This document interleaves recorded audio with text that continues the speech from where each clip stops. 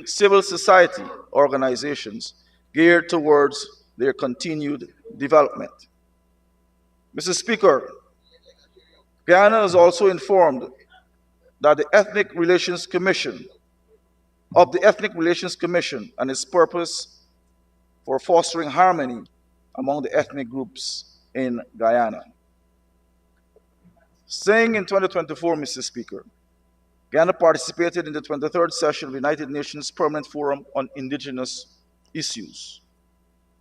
During that session, Guyana reaffirmed its commitment to the United Nations Declaration on the Rights of Indigenous Peoples. Guyana also had the privilege of informing the session of the progress made by Guyana's First Peoples and its budgeted subventions made towards their continued development. We as a country also shared our unique governance model and indigenous peoples' interaction during the National Tushao Council.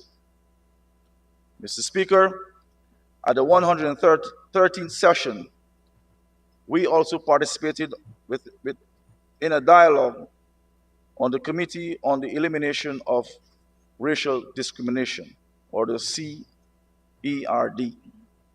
During the session, Mr. Speaker, Guyana was able to engage with the committee and by doing so reaffirmed our commitment to the International Convention on the Elimination of All Forms of Racial Discrimination and the United Nations Declaration on the Rights of Indigenous Peoples. We also undertook to submit our 15th and 16th periodic reports to that committee. Mr. Speaker, allow me to speak a little bit about our Sustainable Development Goals. The government of Guyana has aligned the country's national development pathway to focus on priority areas such as food security, climate change, and agriculture financing, as it works towards achieving the United Nations Sustainable Development Goals, SDG 2, zero hunger. The agriculture and food systems sector in Guyana is being repositioned and transformed into an expanded, diversified, modernized, resilient, and competitive sector. Moreover, Guyana has emerged as a leader in CARICOM, being the lead head with responsibility for agriculture, agricultural diversification, and food security within the CARICOM Quasi-Cabinet. As the region implements the CARICOM Agri-Food Systems Agenda, Guyana has committed to playing an integral role in fulfilling the goal of reducing CARICOM's food import bill by 25% this year, Mr. Speaker.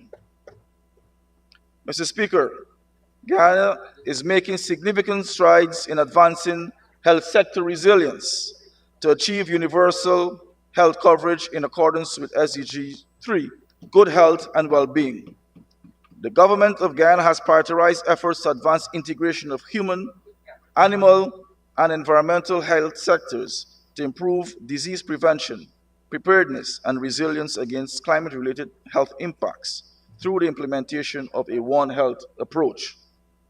By increasing cross-sectoral collaboration, particularly in One Health, and sustaining investments in health, environmental, and emergency response systems, Guyana aims to improve health outcomes, advance universal health coverage, and support regional health security and resilience.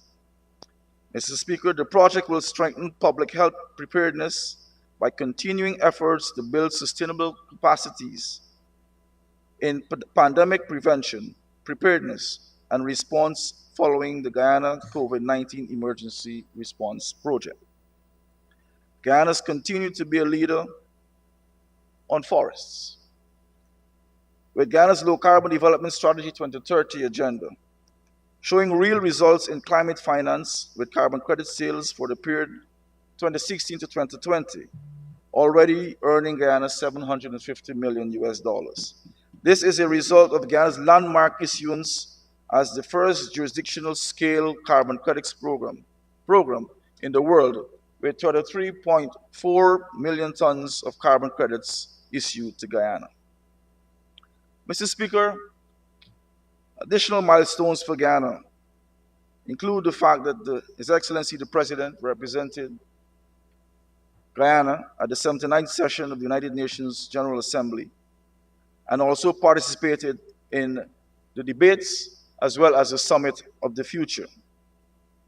His Excellency emphasized Ghana's commitment to sustainable development and the combat of climate change.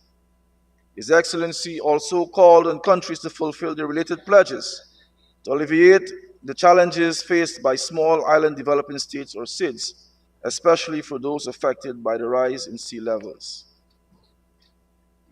He also advocated for action to assure food and energy security while underscoring the collective responsibility to provide $300 to $500 billion needed to reform the global food system. Mr. Speaker, in advancing our leadership regionally and at the multilateral level, Ghana was elected to serve on several international bodies, such as the Pan American Health Organization, or PAHO, which we are chaired this year. Congratulations to my dear colleague, Dr. Frank Anthony. Leadership on the global stage. The Inter-American Commission on Human Rights and the Meteorological Organization, or the WMO. Guyana has also won the bid to host the annual exercise of simulation of humanitarian assistance in case of disasters within the ambit of the Organization of American States in 2025. Mr. Speaker, Guyana also hosted the Food and Agriculture Organization's 38th Regional Conference for Latin America and Caribbean States, with representations from 289 participants from 33 countries, 8 United Nations organizations, 13 intergovernmental organizations, 6 civil society organizations, 6 private sector associations, and 10 scientific and academic organizations. Allow me to thank my dear colleague, Minister of Agriculture, Honorable Mustafa, for leading this very, very great initiative. Mr. Speaker, Tell them in January 2025, Guyana will submit its 4th cycle national report under the Universal Periodic Review process to the Human Rights Council. In addition, the country will be reviewed in May at the Human Rights Council in Geneva, based on the national report submitted in January, the Civil Rights Society reports, special rapporteurs, and other human rights actors in Guyana. Mr. Speaker, Guyana also assumed the role as coordinator of the African Group for the first quarter of 2025. And as part of that role as coordinator, Guyana will hold the African Group retreat in Georgetown in February this year. Mr. Speaker, Guyana will also assume the role of co-chair of the Informal Expert Group on Climate and Security in 2025, along with the Republic of Korea and Slovenia on the United Nations Security Council. Guyana will also resume the presidency of the Security Council for the 2nd time in the month of June 2025. Thematic areas for this signature event are currently being under consideration.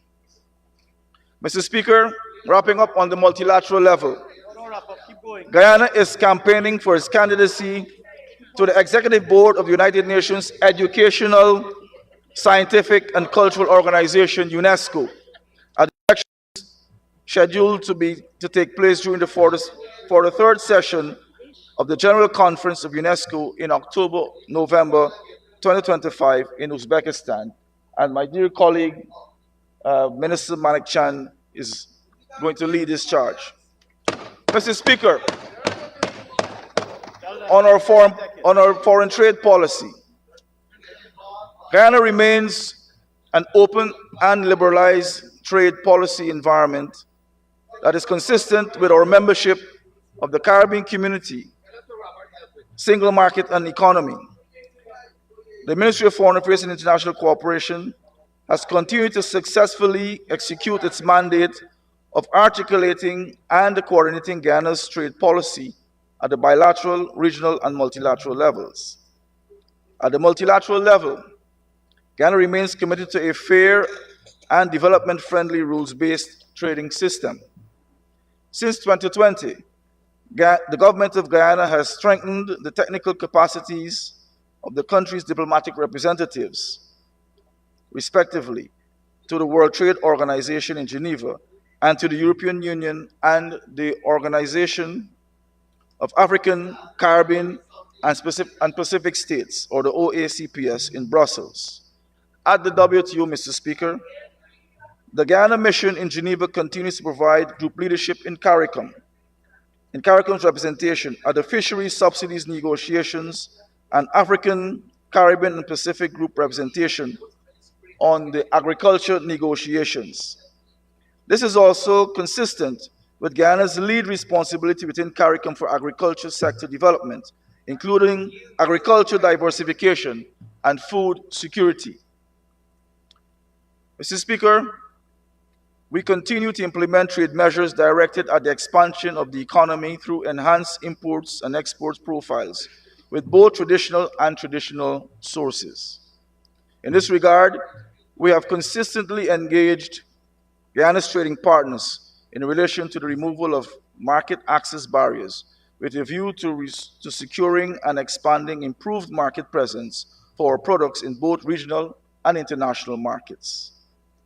Mr. Speaker, between 2020 and 2023, exports increased by 285%, moving from 2.8 billion US dollars to 10.8 billion US dollars, accounting for 106% improvement in our non-oil exports. To allow you to conclude, Honorable Minister, we'll need an extension. Thank you very much, Mr. Speaker, for reminding us. I'd like to ask that the honourable member be given 5 minutes to conclude his statement to the House. Thank you, Minister Teixeira. Minister Todd, you may continue to conclude in 5 minutes.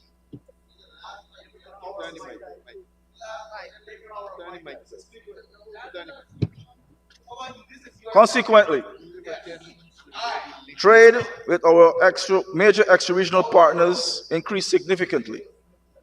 Exports to the United States and Canada expanded by 6.2 billion US dollars and 385 billion US dollars respectively. The growth of our exports to the United Kingdom and the European Union has also been exponential, increasing by 747 million US dollars and 2.2 billion US dollars during the period. This trend is reflected in our extra-regional exports, which have risen by US 2.8 billion since 2020. Additionally, Mr. Speaker, exports to non-traditional markets have increased substantially. The UAE, Singapore, to move to diaspora, Mr. Speaker. The government of Ghana, under the leadership of His Excellency, continues to aggressively pursue the involvement of the diaspora community in the national development. During the year 2024, we undertook more than 15 diaspora engagements in approximately 8 jurisdictions. We will continue to engage with the Guyanese living abroad to encourage their involvement in the national development process. Mr. Speaker, on migration, the Ministry has improved the efficiency in the processing to allow for timely deliverables in keeping with the Ministry's mandate. In 2024, the Ministry processed 409 successful applications of Guyanese who remigrated, primarily from the United States, Canada, the United Kingdom, and Caribbean states. Since taking office, the government of Ghana has processed approximately 2,000 qualified remigrant applications. Mr. Speaker, this highlights the trust and confidence of the diaspora in the PPPC government. The Remigration Unit continues to process applications within 7 working days. This represents 1/3 of the processing time under the APNU AFC government. Mr. Speaker, I set out to highlight Guyana's performance at the level of the foreign ministry in advancing our foreign trade development, our foreign policy agenda, as well as our trade policy agenda. The numbers don't lie, Mr. Speaker. We have positioned ourselves as a leader on climate, on energy, and on food. We will continue along that trend, Mr. Speaker, with the leadership of His Excellency and his competent government. And we, as a people, will work together in advancing the interests of the people. Let me take this opportunity, Mr. Speaker, to thank the Minister responsible for finance, again, his team of the Foreign Ministry. Allow me also to thank the members of staff of the Ministry of Foreign Affairs and International Cooperation for their support and for their hard work during the year 2024. And let me also commend this budget to this Assembly for its passage. Thank you, Mr. Speaker. Thank you very much, Minister.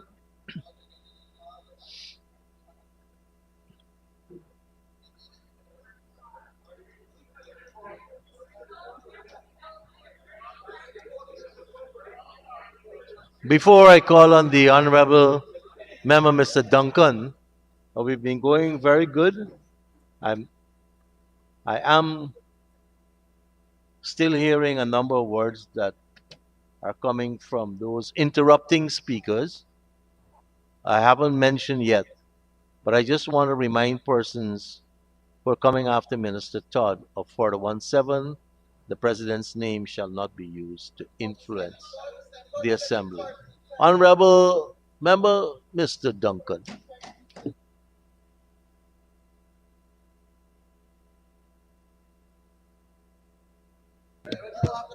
Thank you very much, gracious Speaker. You know, later this year, when we're the other side of the House, I'm going to miss you. I'm going to miss these exchanges we've had. I'm going to miss you. Members of the National Assembly, Guyanese everywhere, I'm privileged to join with my colleagues Budget 2025, and I want to thank the members of the government too who have made presentations. When we find areas to support the government, Mr. Speaker, we will. We have no trouble in doing that, and over the last 4 years, we have found common ground on some occasions. We've seen the measures for children, school grants, go up a little bit. And then we see some kids come out of nowhere. We were all surprised. I saw what you did there. I'm on to you. You raise the money and then you bring out kids from all over the place. I saw what you did there. But that being said, Mr. Speaker, it's difficult to come after the Minister of Foreign Affairs. It's very difficult. I have a hard task on my hand. Year before the last November, there was a motion passed in Venezuela. And we had a lot of fearful people in this country. There was morbid fear. It was palpable. I had the privilege of representing the parliamentary opposition with my colleague from Region Number 1, Mr. Ronald Cox. And we went down there. I went down there to Mabaruma to see our Guyanese brothers and sisters and to stand in support with them. For those who don't know, Region 1 is a border frontier. We went all the way down to Yaroquita, which is the first contact the Venezuelans would have with our country. I didn't see Minister Todd there reassuring our Guyanese brothers and sisters. I didn't see the verbose, goodly bishop. Didn't see the Honorable Member Suzanne Rodriguez. Didn't see Ashni Singh. didn't see the vice president. As a matter of fact, to be fair, I did see the commander-in-chief, and he spent about 9 minutes at the waterfront, and then he was gone. The video is there to prove. But those of us who are less fearful, we went down to Yarakita, we went down to Imbatero, and we spoke to our Guyanese brothers and sisters, and we let them know that we're here for you.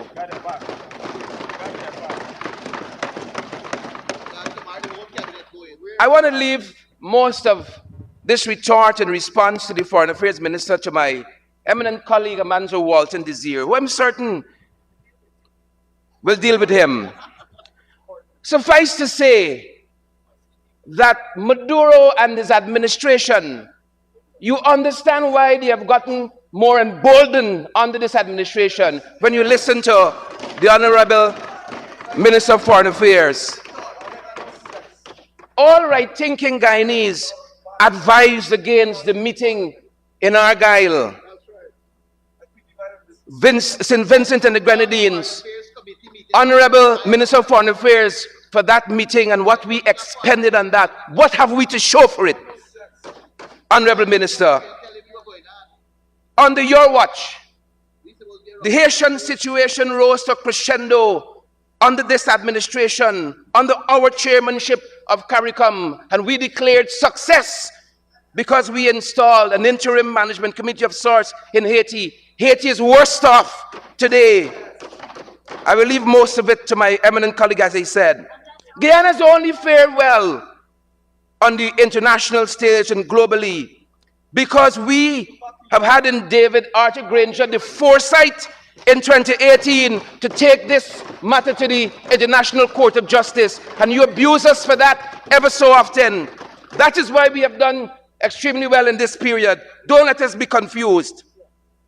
And we have done extremely well globally because on this side of the house, we have historically had strong leaders on the international stage. Guyana's foreign affairs must be judged on the success of the fishing license deal with Suriname. We must be judged on that. We treated His Excellency Chandrika Prasad Santokhi to a state visit, and what have we to show for those fishing licenses that we were promised 4 years after, Minister Todd? That is on you, and that is on your government. We like to talk half and left half, but I come to talk the other half. This situation persists, Mr. Speaker, as I'm on fishing, Honorable Minister of Agriculture. It persists because Guyanese know everywhere. When you find a paku, you bust it back. How much backstab got? That is the question. The Honorable Member. That is the question we have to ask ourselves. Mr. Speaker, I've come to this esteemed house to address this so-called transformative 2025 budget presented by the senior minister within the office of the president with responsibility for finance. While grand on paper, Mr. Speaker, grand on paper, the budget invites critical examination when viewed through the lens of past fiscal practices, specifically those, but yet finish, my lord, degree in 3 years. When 3 years,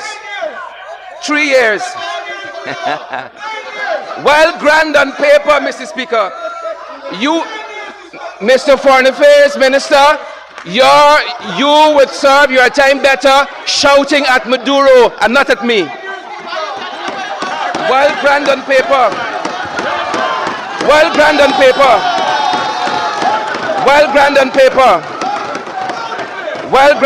Honorable Member Mr. Duncan, I've stopped your clock, right? You'll get back your time. Please, members, there is a standing order with respect to interruption, Honorable Member Todd. Honorable Member Todd, you had a chance to speak. And I want to caution members.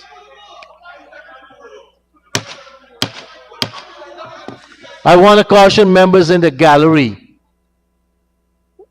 Clapping, thumping on the desks is not for you. And if I see that again, I'll have to ask you to be removed. Go ahead, honorable member, please. For the record, I studied communications at the undergraduate level, at the diploma level from 2015, from 2009 for 2 years, pursued law after that, studied for 3 years and passed, didn't fall out. Graduated from the law department of the University of Ghana in 2015. And I became student president in my first year at UG.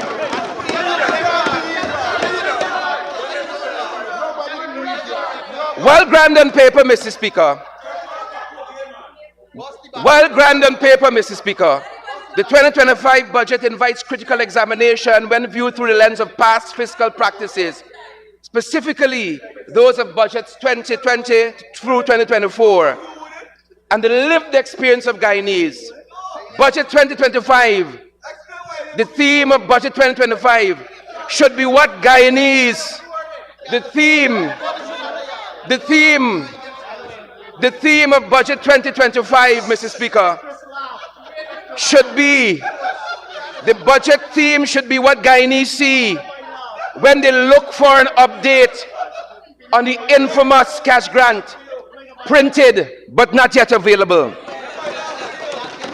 The theme of this budget should be what Guyanese see when they check the status of their $100,000 cash grant, distribution venue to be determined. From instantaneously in November last year, rather October 10th, instantaneously to $100,000 per Guyanese household. It moved to November month 10, before Christmas, before New Year, and Guyanese are still waiting. Benefits from the budget 2025 will remain elusive, Mr. Speaker, like the benefits of past budgets, printed but not yet available, distribution venue to be determined.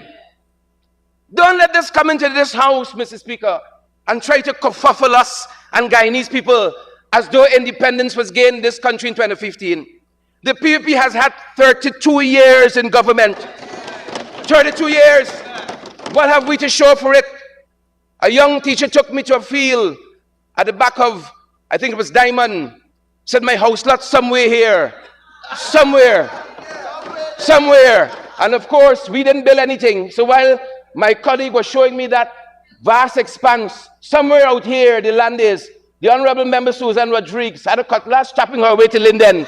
She wasn't using the highway. A young nurse said, yes, I got a house lot. I paid for it, I got a title, but I don't know where it is.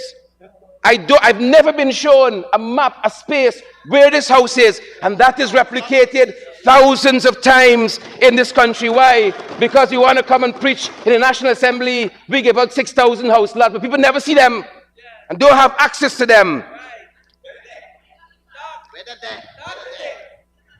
Guyana here is something you didn't know. We are meeting at a time, Mr. Speaker, when the former technical director of operations at Gaisuco, Dwarka Bahadur, says that the hiring of 7 Cuban experts at a huge cost to help the factory operations has yielded no tangible results. He says similar recruitments from India will likely produce the same results. Let us set the economic context from which we will interrogate Budget 2025. Bahadur went on to state the company, through whatever deliberations, sought to bring 7 Cuban experts for the factories at enormous cost to the company, who have to date made 0 contributions. And I repeat, Bahadur says, 0. He goes on to say Gaisuco needs field help, but only receive factory experts. Let us set the context for the budget. He goes on to say, I am inclined to say, as a trained, qualified technologist, I am dismayed at the seemingly casual response to the challenges of the sugar industry, tinkering with the structure cute Zulfi, Honorable Minister, and blaming the directors, Bahadur says, would not solve the problems of the industry. Guyana, here is something you didn't know. We're meeting at a time when companies are closing. Last budget, the budget before, I heard the Honorable Minister of Finance premise huge job growths based on BPOs they were bringing. This is business processing outsourcing companies. Intel closed last year.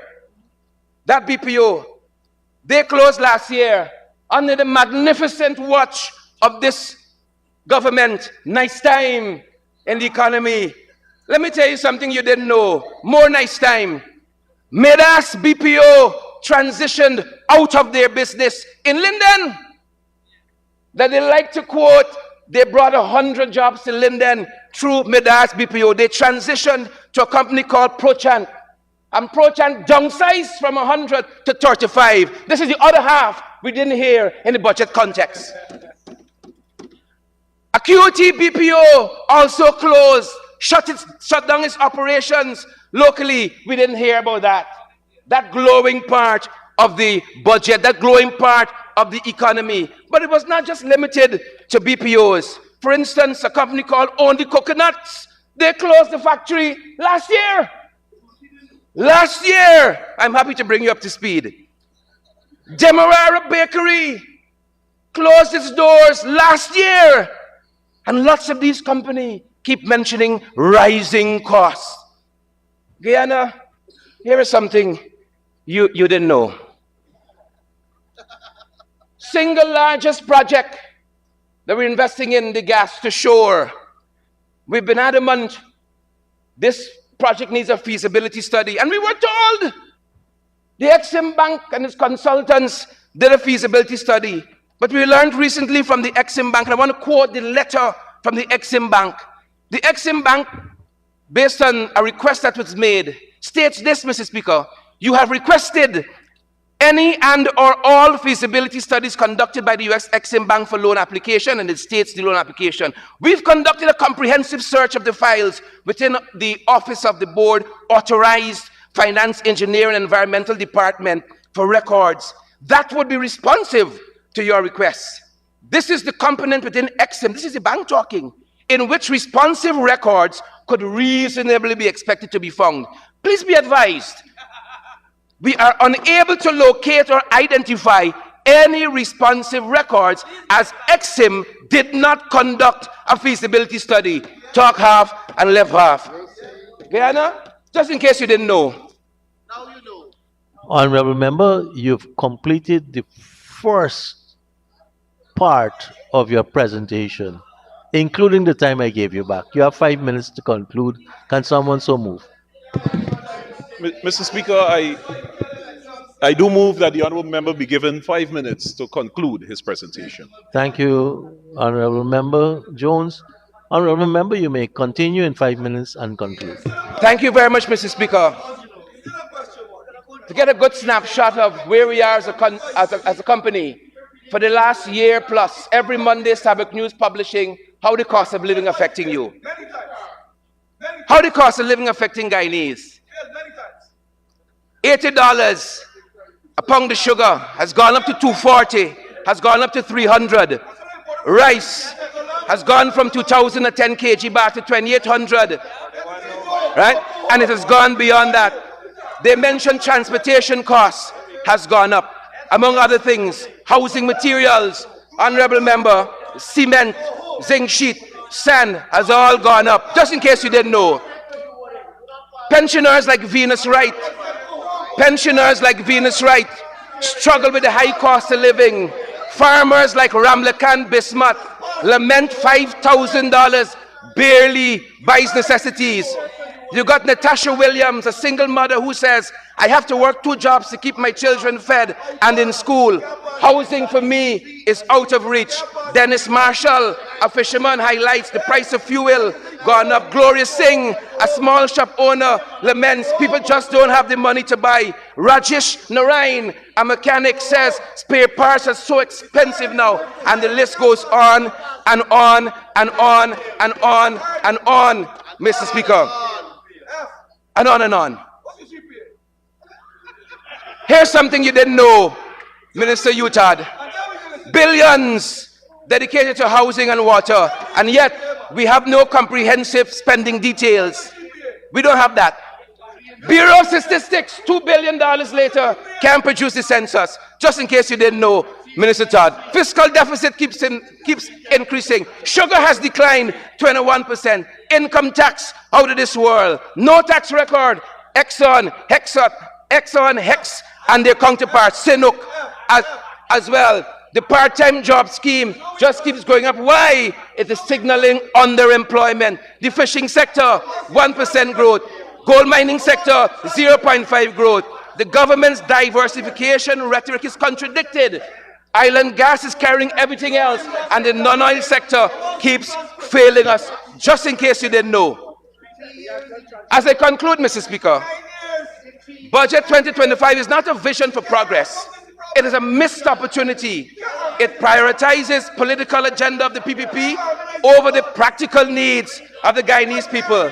It is an election year budget, over-reliance on oil revenues, lack of transparency, inadequate measures to address poverty and inequity mar this budget, Mr. Speaker.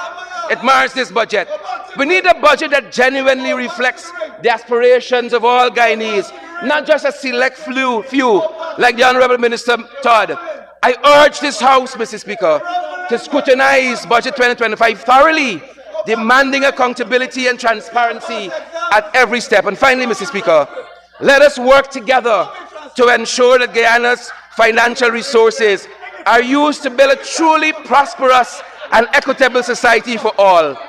Mr. Speaker, I urge the government to go back to the drawing board and to present a budget that truly reflects the aspirations of all Guyanese and not just the short-term goals of the PPP. Thank you, Mr. Speaker, and thank you very much, Minister Todd. Thank you very, very much, Honorable Member. Mr. Duncan. Thank you.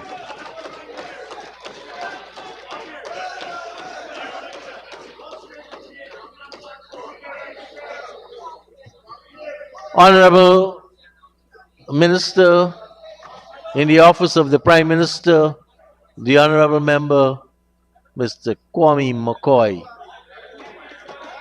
You may proceed with your contribution, Minister. Thank you very much, Mr. Speaker. Mr. Speaker, I wished that the AFC had done a feasibility study on the stage they mounted at Parade Ground that collapsed. I wish they had done a feasibility study on the art of governance. Mr. Speaker, I wish they had done a feasibility study on Durban Park even. It is very, very, very, very clear, Mr. Speaker, that what we continue to hear in this House, and by the way, I walked with this compilation of major sins of APNU AFC in highlights of incompetence and neglect of people. And this is just part of it. We are not afraid of people. In the worst of times, we are with people. In the good times, we're still with them. So we don't have to be afraid to go to Region 1, 9, 7, 8, 10, wherever exist situations where our people need us. And we have an impressive record of engagement with people, outreaches with people across this country, day in, day out. No part in the history of this country we've had that before. We don't have cardboard images for people to interface and interact with. We have real ministers, a real president, a real prime minister on the ground meeting people every single day. Mr. Speaker, not so long ago in 2020, to be precise, the Guyanese citizens parted ways with APNU AFC, goodbye Tata, whose globally unmatched incompetence left Guyana teetering on the precipice of economic collapse. Their lackluster governance manifested in catastrophic job losses across every sector of our country, affecting the livelihood of over 30,000 Guyanese workers, and additionally, with a tragic impact on 70,000 family members. Somewhere in this house, somewhere in here, oh yes, Mr. Speaker, the Shaggies on the other side of this house will barefacedly deny it wasn't me. Hey, it wasn't me. Oh, yes. The APNU AFC coalition government's reckless policies shattered the hope, aspirations, and dreams of Guyanese, and by extension, in communities across our country. The calamitous display of con artistry, profound misunderstanding of rudimentary economics, You're being charitable today. calculated misrepresentation of factual and realistic occurrences, and clumsy denials of their involvement in electoral criminality will all manifest, in fact, have already manifested themselves here today in this house. Mr. Speaker, a reckless imposition of over 300 new taxes and fees as an albatross around the necks of the working class, it wasn't me. Presided over the worst unaccountability and mismanagement in our nation's history, it wasn't me. Gold bangles decorated on the hand of a former minister, purchased with misappropriated funds, it wasn't me.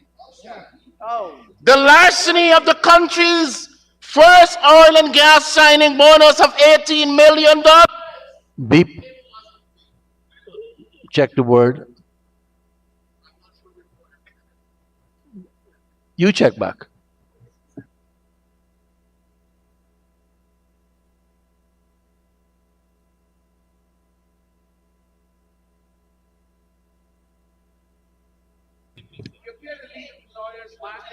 Mr. Speaker, the history of this country has already, the records will show that a former minister denied the existence and the collection of a signing bonus of 18 million US dollars.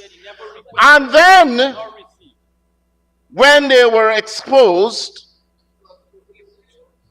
he said he thought it was a gift. A gift to whom?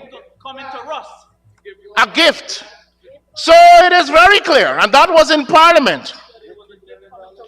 But Mr. Speaker, in the face of this ruinous legacy, we, the People's Progressive Party Civic, have remained steadfast as true stewards of the economy, as true defenders and protectors of our sacred democracy, ensuring that never again will the APNU AFC interlopers be able to attempt the heist of our entire election in broad daylight.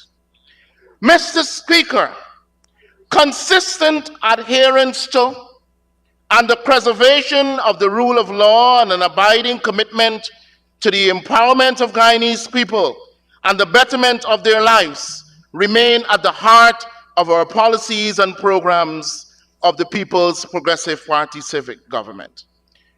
Over just 4 short years, considering 2 years of COVID-19 setbacks, we honored the people's mandate through results-oriented delivery of goods and services. And today, the social contract entered into with our citizens through our resounding and definitive 2020 mandate, Guyana's most ambitious and transformative agenda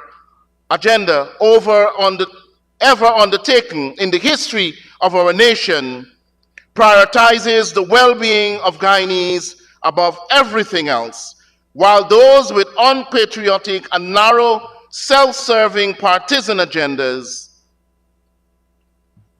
who always just seek to disrupt, divide, badmouth, and trample upon our achievements will never be allowed to succeed. Never.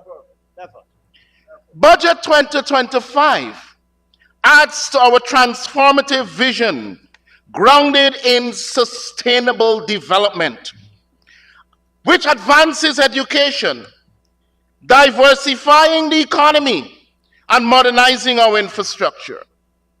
We are improving the quality of life of Guyanese, where every citizen has the opportunity to thrive, to partake in the bounty of the prospering economy, and to contribute to a democratic society that embodies the will of the people. I therefore commend my colleague, the Honorable Dr. Ashni Singh and his staff at the Ministry of Finance, and indeed all other public servants, for presenting another transformative plan for the advancement of our great nation, Budget 2025. A bold affirmation of the government's unwavering commitment to a people-centered development agenda that is rooted in the principles of equity, inclusivity, and sustainable progress. Through Budget 2025, the PPPC government is continuing to charter a course towards an integrated, diversified, and robust economy, ensuring that every citizen, irrespective of where they live, can benefit from the abundant opportunities created by the growth of both the oil and non-oil sectors. This budget places a particular emphasis on enhancing Guyana's infrastructural capacity, with monumental investments in energy, transportation, and water sector. The construction of new roads, bridges, drainage systems, alongside a focus on renewable energy, reflects the government's recognition that modern infrastructure is integral to the improvement of living standards across our country. Mr. Speaker, Budget 2025 is another example of people's empowerment. It does make a huge difference when an ordinary interland resident, man and woman and child, now has equitable access to quality health care, solid secondary education, potable water, and unfettered access to our menu of social welfare programs altogether. Guyanese globally celebrated LCDS transfers direct financial benefits to 253 interland and Amerindian communities, where as part of their self-governance feature, the monies are used to administer their community affairs. The former regime's broken record has been sung for the past 4 years, that we had no access to oil money. It's a sorry excuse to mask the poor performance of the failed APNU AFC regime. By constantly singing that song, they hoped that the people would forget that they were raking in hundreds of billions of new money from the more than 300 new taxes and fees they imposed on us. Permit me to dismantle one of the most disingenuous arguments advanced by our colleagues on the opposite side during this debate. If money were truly the issue, their actions would have been guided by service to the public rather than self-enrichment. And therein lies the profound contradiction. While they claimed financial constraints, their immediate actions, once they assumed office in 2015, belied their rhetoric. Their ink had not dried on the instruments of appointment when they gave themselves a 50% salary increase under the guise of increased workload. Laughable indeed. They had increased workload. No, they The least, no, they said they had to be paid not to be corrupt. that too, but it ended up being the opposite anyway. Clearly, they knew themselves. The cry of no oil money for the people never once stopped the APNU Clearly, AFC you knew yourself. from embarking on frivolous, extravagant ventures that drained resources such as the colossal waste of over $1 billion on Durban Park. What a monument. Ramjitan, aren't you proud of Durban Park? I'm sure you are. What a monument. Money that evaporated. Up to now, they can't give account for over $600 million of that $1 billion. They're looking for projects done by the People's Progressive Party civic government, Mr. Speaker. Tracker from the US television series is still looking for the missing monies from the Durban Park project. Their priorities were more about beds, bangles, bracelets, bed sheets, than about fulfilling the most basic needs of people who had placed their trust in them. The people were not fooled, Mr. Speaker. They saw the disparity between the promises made and the reality that unfolded.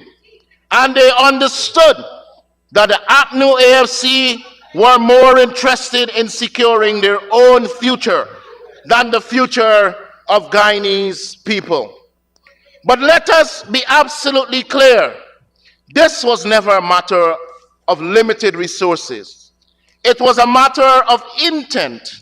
And the intent was to enrich themselves, to divert resources away from the masses and funnel them into their own pockets, knowing that their promises were empty, and going green by painting buildings green was mere window dressing.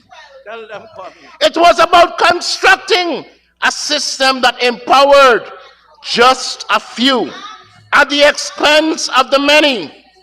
And when it came to showing any true concern for people, such as the over 7,000 sugar workers who were unceremoniously sent home without severance or compensation, the APNU AFC turned a blind eye, unwilling to extend the bare minimum of support, leaving these workers without nothing but broken dreams and hearts. Mr. Speaker, when APNU AFC leaders found themselves confronted with the discontent of the Guyanese people, they resorted to an absurd, embarrassing gesture. Rather than engage directly with the people, they put forward a cardboard replica of their former leader, Granger.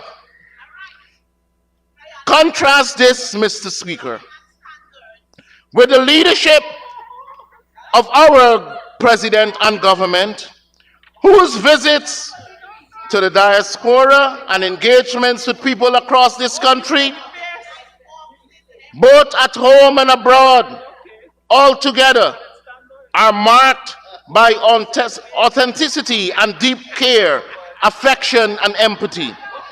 Our government embodies the true essence of leadership.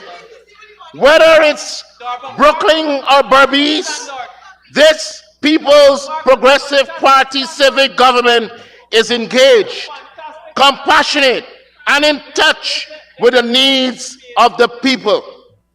Our government listens to the citizens and makes adjustments in its policies and programs where necessary.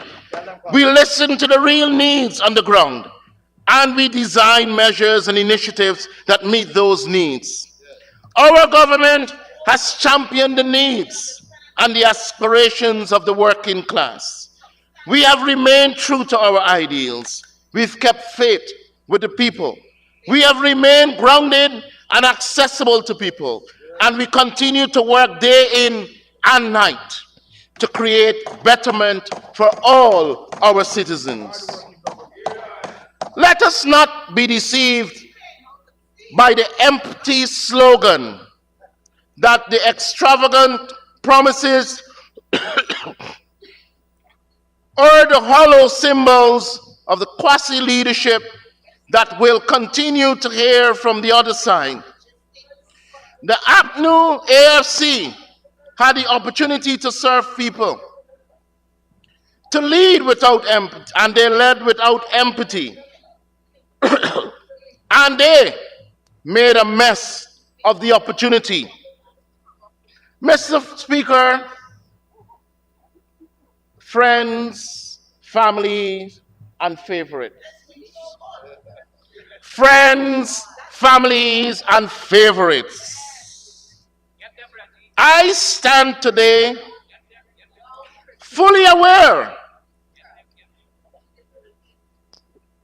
and indeed deeply appreciative of the role my colleagues on the other side are playing, whether they realize it or not, in helping to amplify the vision of our One Guyana, a vision that in stark contrast to their divisive and exclusionary tactics seeks to unite all Guyanese, irrespective of their political affiliation, region, or socio-economic standing. This is a vision that is actively dismantling the entrenched legacies of neglect that the APNU AFC cabal perpetuated on the people of this country.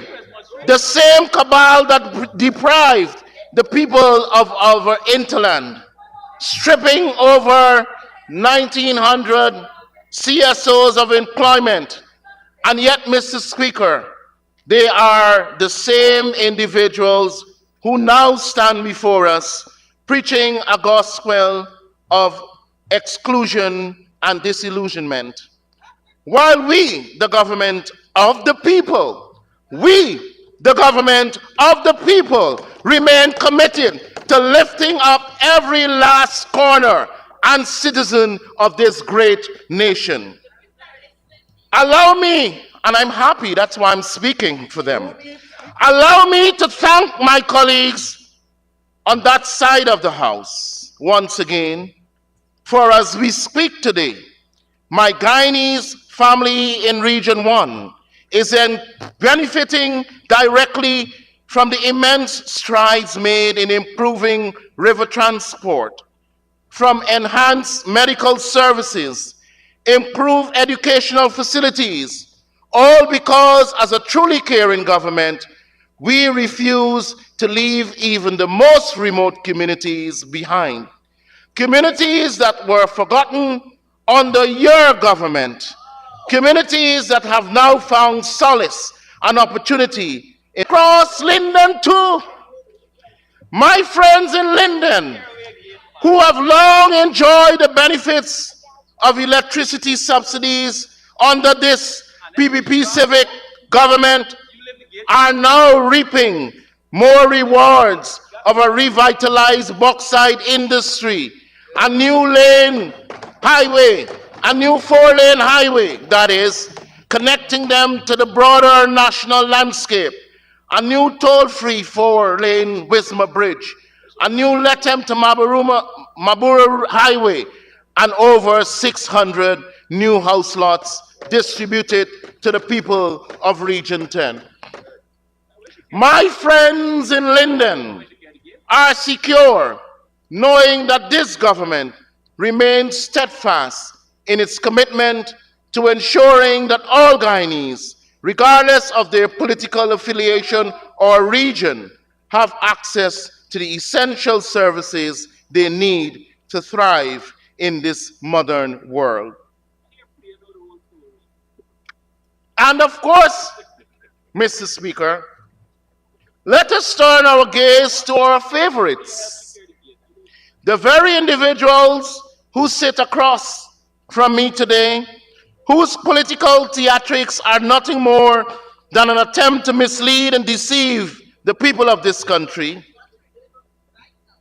who had no hesitation in walking like the comrade, the Honorable Annette Ferguson, no hesitation in walking on the newly paved roads in communities considered PNC strongholds after failing to organize a protest against the road.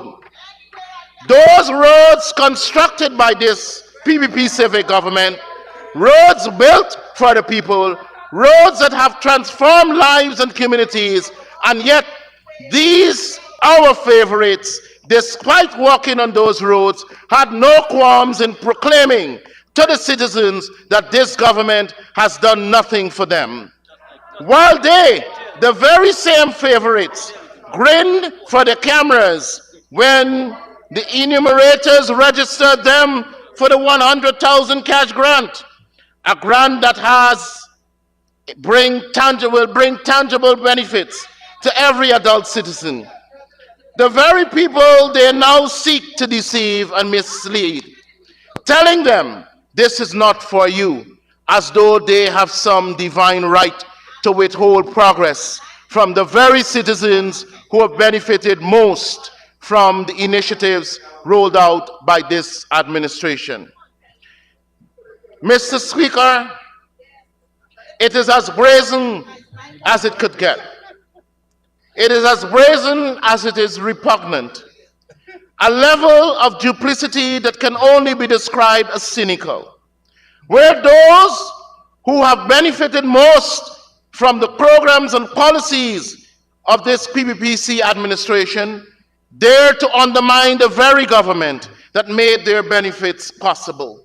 All in the name of political expediency, all for the hollow gain of a few, all while the people of Guyana, the real people, not the privileged elite on that side of the house, see through the charade. Mr. Speaker, this morning's first speaker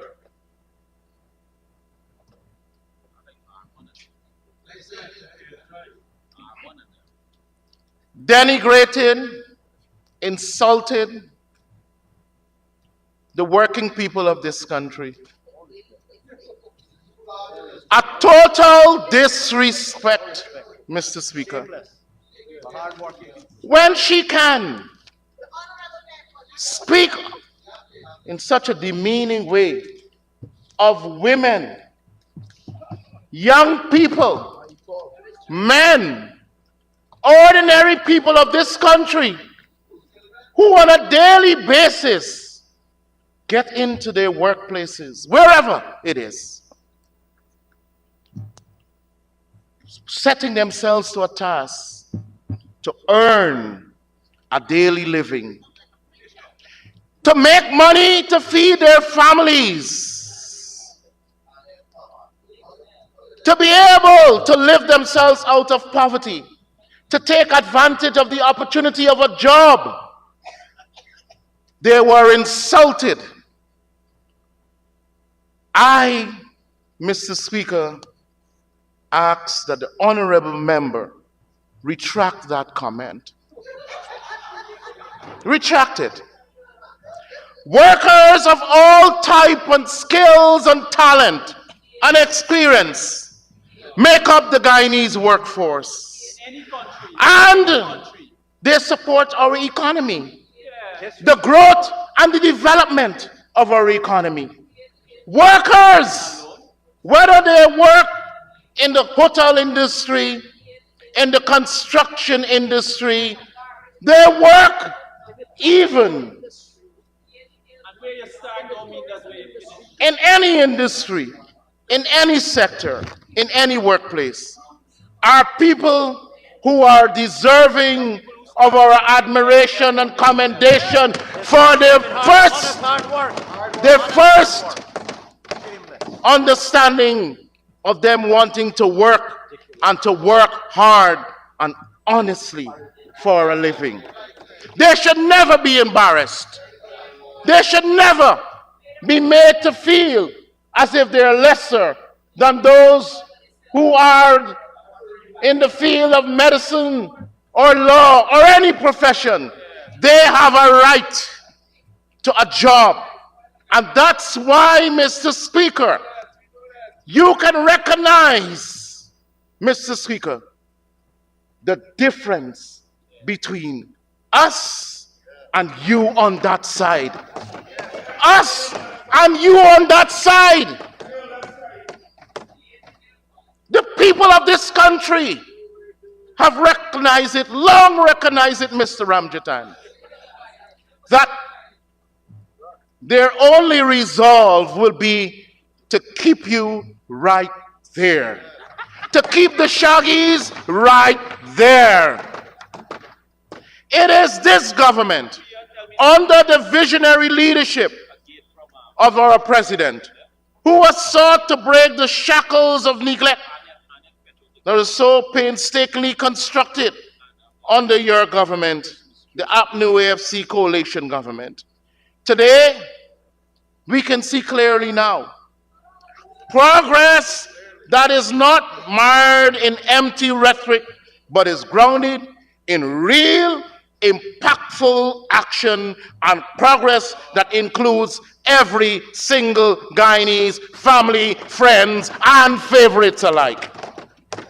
I am pleased that Budget 2025 will advance our government's agenda for fair, equitable access to information and public engagement. In analyzing the landscape of political and media engagement in Guyana, one cannot help but acknowledge the stark contrast between the APNU AFC that came before the People's Progressive Party Civic as our commitment to transparent public discourse and media relations stands as a monumental shift in the political ethos, a clear departure from the darkness of opacity that once defined the political climate under the previous regime, where engagement with the public, engagement with the media. Honorable Minister, your engagement here needs 5 minutes extension. I'd like to ask for additional 5 minutes for my honorable member to conclude his statement. Thank you, Minister Teixeira. Honorable Member, Mr. Kwame McCoy, you may continue. 5 minutes to conclude. Where engagement with the public, engagement with the media, and the very idea of accountability seem to be a mere afterthought, a farce, a performance more for the cameras than for the citizens of this great nation under your watch. You would recall, and I spoke already, perhaps I shouldn't restate, the cardboard images, the silence by our president and ministers of the former government when the air was thick with silence, with an alarming absence of genuine press conferences, leaving journalists scrambling for scraps of information in an environment where access to the corridors of power was limited, where public officials were too often hidden behind closed doors, where the APNU AFC government, instead of embracing scrutiny, operated as though it feared the light of public examination. And it is said, with no small degree of irony, Mr. President, Mr. Speaker, that the President Granger, in the early years of his presidency, conducted a series of press conferences so rare that they were almost mythical. No, he's on y'all. He's on y'all. That's why you're there. Today, unlike you, It was the worst. unlike you, we have hundreds of Remember, Honorable Minister, you're speaking to me.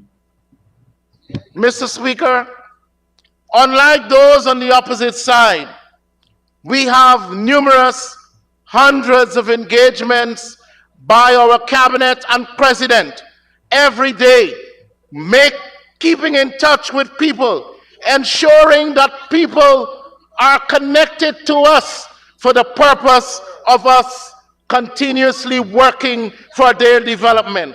That is our understanding of how a government operates. Under our government, my favorites on the other side, you have seen the true potential of what a government truly committed to is about.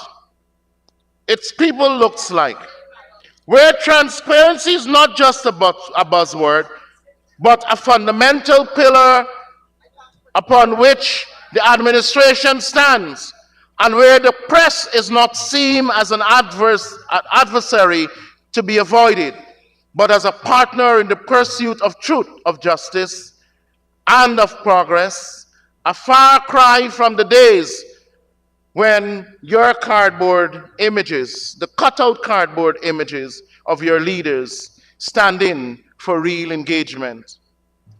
In 2025, Mr. Speaker, you will see us continuously working to ensure that the government information services benefit citizens through the provision of information and education to help them to make decisions about their lives and to understand what their government is about and what their government is doing, and to be able to measure us by our actions, and for the purpose including accountability, inclusive of accountability and transparency.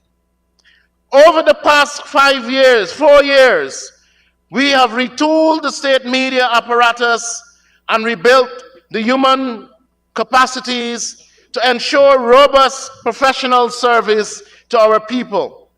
And while they rabble-rouse over there about equitable access, the people must be reminded that our state media is a state media that provides and serves the people of Guyana every single day.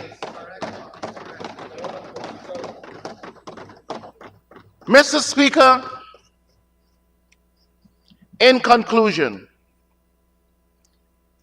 2025 budget is a bold, visionary blueprint that addresses both the immediate and long-term needs of the people of Guyana. It is a budget that balances the imperatives of economic growth with the principles of equity, sustainability, and social inclusion. Under the leadership and the leadership of our president and the People's Progressive Party civic government, this budget exemplifies a government committed not merely to the superficialities of development, but to the deep, lasting transformation of our nation, ensuring that all Guyanese can share, in the prosperity that we all are building for our future. This, Mr. Speaker, is a budget worthy of all of our commendation. This budget is worthy of our support as it continues a program of development, of transformation, and prosperity for the people of Guyana. And I do so commend Budget 2025 to this House for passage. Thank you very much, Honorable Minister McCoy. And now for the Honorable Opposition Chief Whip, Honorable Christopher Jones.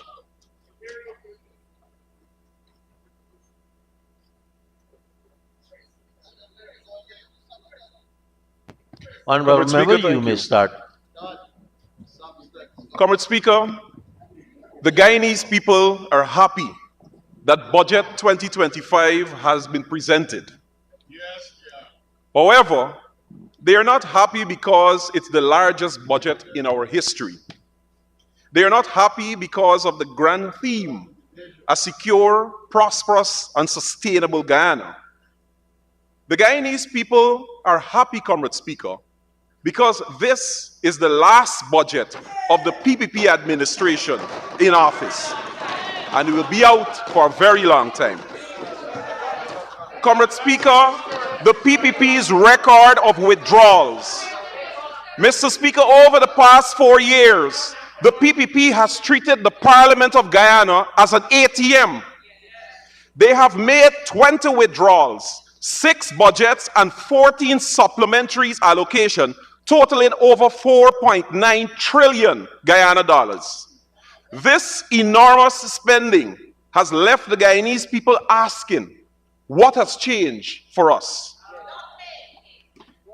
Each year, we are told this is our year and that every budget is the people's budget. Yet, Comrade Speaker, the promises in these budgets are nothing more than a fleeting illusion, vision that will never be attained under the People's Progressive Party Civic. Sir, for some reason, over the successive years of the People's Progressive Party Civic in office, the public servants are always left behind.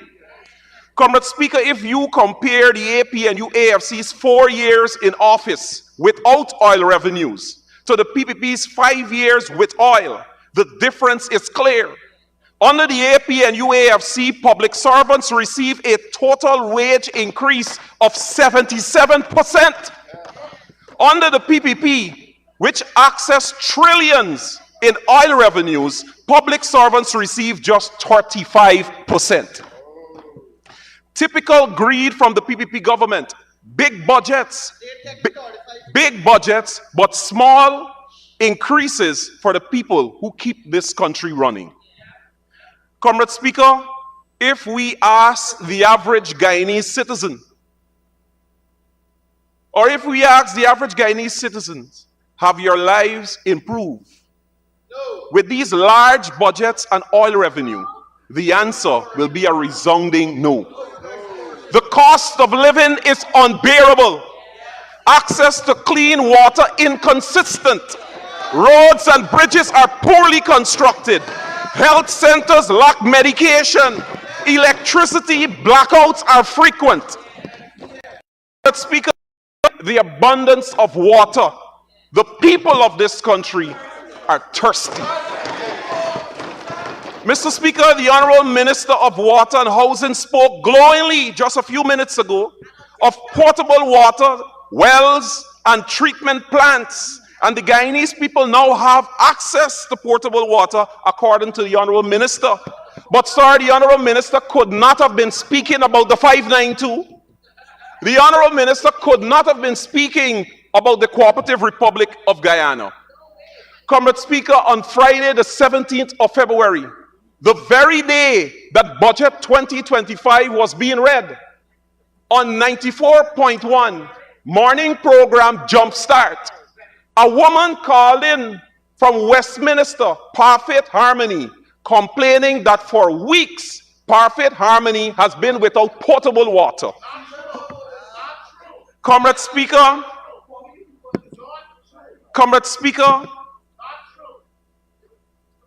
the caller story opened the floodgates, and citizens in communities across the country took to social media, highlighting the fact that water coming through their taps are smelly and dirty. Water they cannot drink, water they cannot use to wash clothes, and water they cannot use to wash their yards. Now, Comrade Speaker, we are about to pass a budget of $1.3 trillion in the fastest growing economy in the world. And the average Guyanese citizen can't get potable water from their taps. The water is so bad that they cannot even wash their yards. A little bit on health, Comrade Speaker.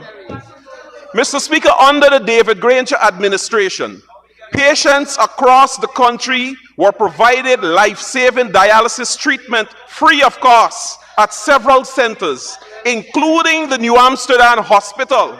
However, sir, when the PPP took office in 2020, this program was scrapped and replaced with a private partnership that imposed a fee of $24,000 per session. Patients are now required to pay out of pocket $12,000 for each session, with 3 sessions per week needed, Comrade Speaker, amounting to $36,000 weekly or $144,000 monthly. Comrade Speaker, the devastating result is that over 45% of the patients who receive this life-saving treatment, previously free of cost before 2020, are no longer with us. Not because they sought treatment elsewhere, Comrade Speaker, but because they are dead. Mr. Speaker, one such patient, whose name I cannot disclose out of respect for his family's privacy, was a water vendor, a man who supplied water for residents in the New Amsterdam and surrounding communities. He expressed that he simply cannot afford $36,000 per week for dialysis treatment, and he has a family to feed and bills to pay. Forced to prioritize the well-being of his wife and children, he was unable to continue treatment. Tragically, Comrade Speaker, 4 months ago, this man died. Comrade Speaker, on youth, the young people of Guyana are our future. And in a country overflowing with oil revenues, they deserve meaningful investment in their potential. Comrade Speaker, our young people deserve access to funding to start their own businesses, substantial innovation grants, government guaranteed loans, business supported services, land for their ventures, and timely permits and approvals without unnecessary delay. It is time to end the Friends and Family Opportunities Program and let merit and fairness prevail. Comrade Speaker, the PPP government continues to fail the young people of this country by neglecting the priorities of same. Comrade Speaker, the Honorable Minister Susan Rodriguez, in her presentation, made reference, essentially saying, or giving the impression that nothing happened in Guyana before 1992. Comrade Speaker, I'll take the opportunity now to remind the Honorable Member. The Honorable Minister of Finance, Dr. Ashley Kumar Singh, in his budget presentation, page 100, stated under the caption, free university and tertiary and vocational education. He went on to say, Mr. Speaker, it would be recalled that our path to offering free tertiary education begin with the write-off of outstanding student loans at the University of Guyana. I'll stop there. Comrade Speaker, the People's Progressive Party Civic would want to give the young people of this country the impression that they are about to introduce free education in this country. But sir, it was under the People's National Congress reform and Lyndon Forbes Sampson Burnham that Guyanese received free education from nursery to the university. And many of the government ministers sitting in this house right now, Comrade Speaker, are products of free education under the PNC. But sir, they want to hoodwink the young people of this country. Because what they needed to say to the young people of this country is when the People's Progressive Party Civic came to office, they introduced fees at the University of Guyana. Comrade Speaker, when we say the PPP has lost touch with reality and the people of this country, it's an understatement. They just don't care. For here is a political party founded on the struggle for workers' rights, but better paying jobs and better condition for the working poor. Mr. Speaker, you may know the PPP's party battle song, "Oh fighting men," will now have to be rewarded. It has to be rewarded, Comrade Speaker, for the PPP now finds itself as a party fighting to enrich themselves, their family, friends, and favorite. Comrade Speaker, former President of the United States, Joe Biden, in his farewell speech to the American people, stated, and I quote, "Today, an oligarchy is taking shape in America with extreme wealth, power, and influence that threatens our democracy, our basic rights and freedom." End of quote. Comrade Speaker, an oligarchy which threatens the democracy in Guyana has already been formed, and it is rapidly growing. Mr. Speaker, the people refuse to be condemned to servitude under the PPP oligarchy. Comrade Speaker, but I remind this House that it was former President David Granger who warned this nation in July 2011.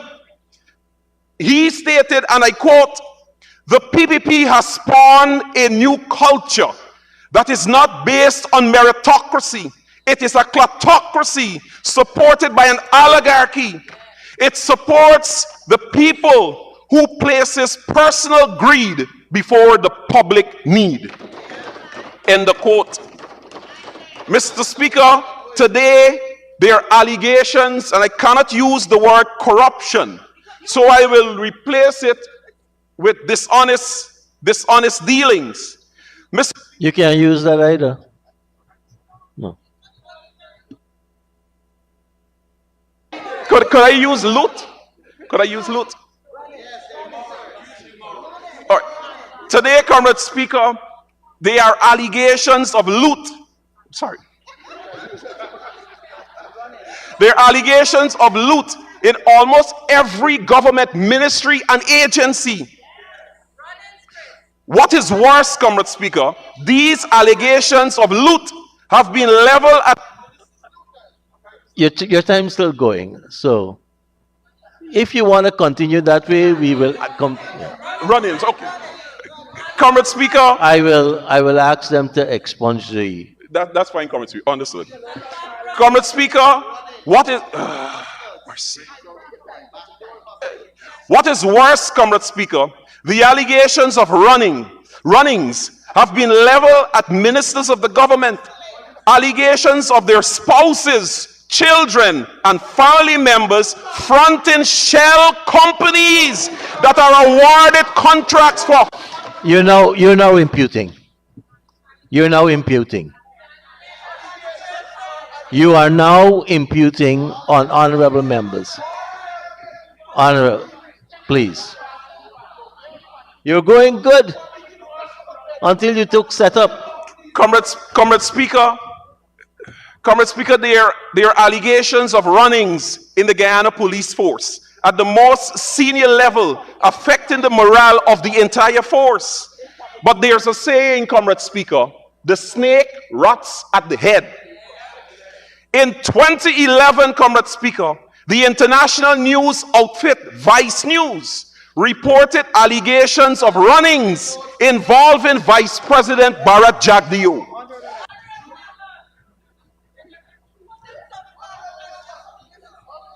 Honorable members, There are standing orders with respect to imputing and also referencing, and I would not allow it.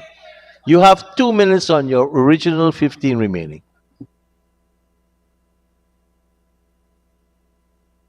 There's also a standing order with respect to repetition, and we've heard that over and over again. Go ahead.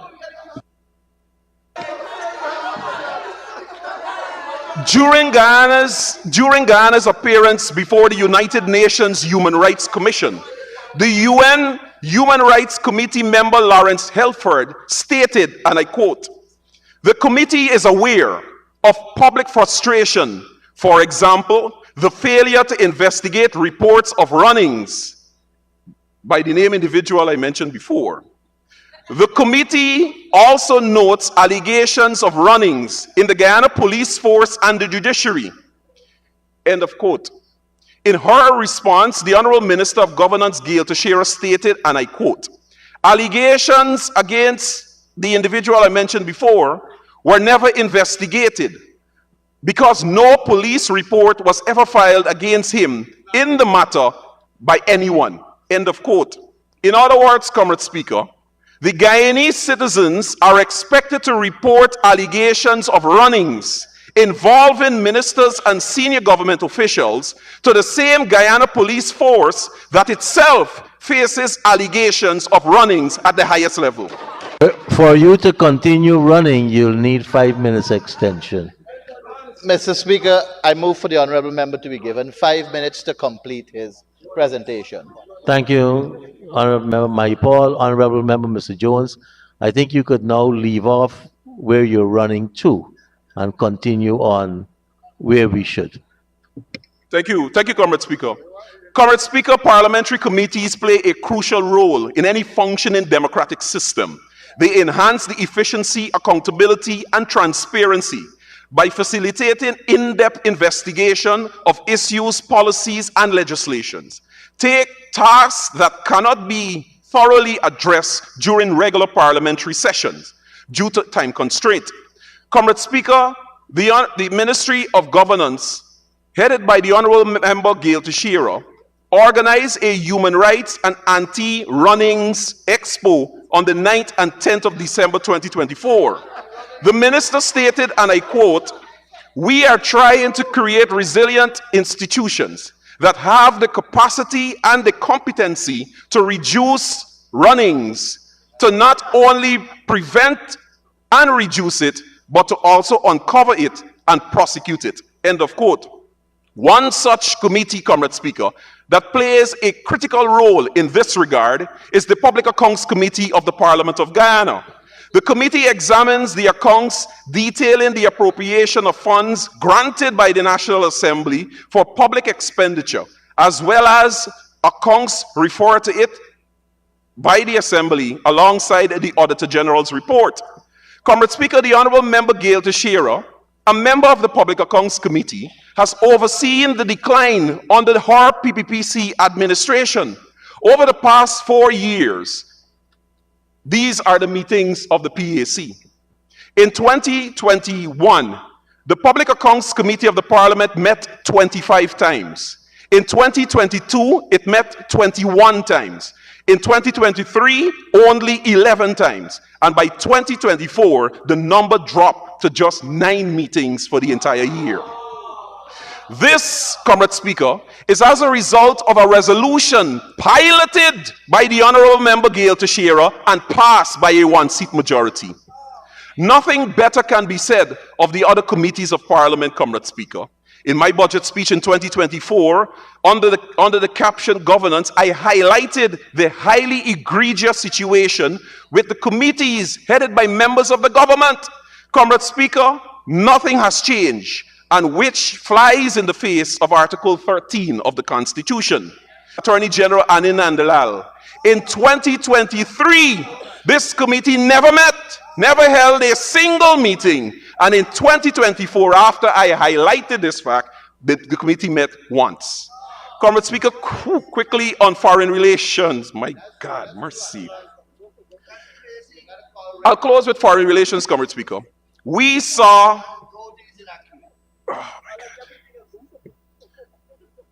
Comrade Speaker, the continued aggression from Venezuela and its baseless claims to two-thirds of Guyana's territory, the buildup of Venezuelan troops along the western border, the building of a bridge from mainland Venezuela to Ancoco Island, the changes made to Venezuela's map to reflect Guyana's territory as part of Venezuela, and the recently naming of a Venezuelan army general as governor of the Essequibo region. The Foreign Relations Committee, Comrade Speaker, for the year 2024 held only one meeting, Comrade Speaker. And sir, it should be noted that the chairmanship of which the Honorable Minister Utad is chair expired last year, and that committee should be chaired now by the opposition. We await that meeting.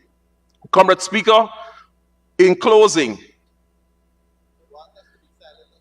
according to the standing orders, the Parliamentary Oversight Committee on Security Sector, which shall have responsibility for the examining of policies, administration, and entities in the security sector, namely the disciplined forces, Comrade Speaker, influx of migrants, adding more challenges to the law enforcement authorities, coupled with high crime rate, the importance of the committee's meeting is crucial. Comrade Speaker, this committee is headed by the Honorable Prime Minister, retired Brigadier Mark Phillips. Meetings held by this committee, Comrade Speaker, in 2021, 0. In 2022, 0. In 2023, 0. And 2024, 0. Comrade Speaker, Budget 2024 is not a budget for the people. It is a blueprint for the enrichment of a few. It is a blatant, it is a betrayal of the trust and hopes of the Guyanese people. A farce, a pretense, a shameful transfer of wealth from the many. I think you've run out of words and run out of time. Thank you very much.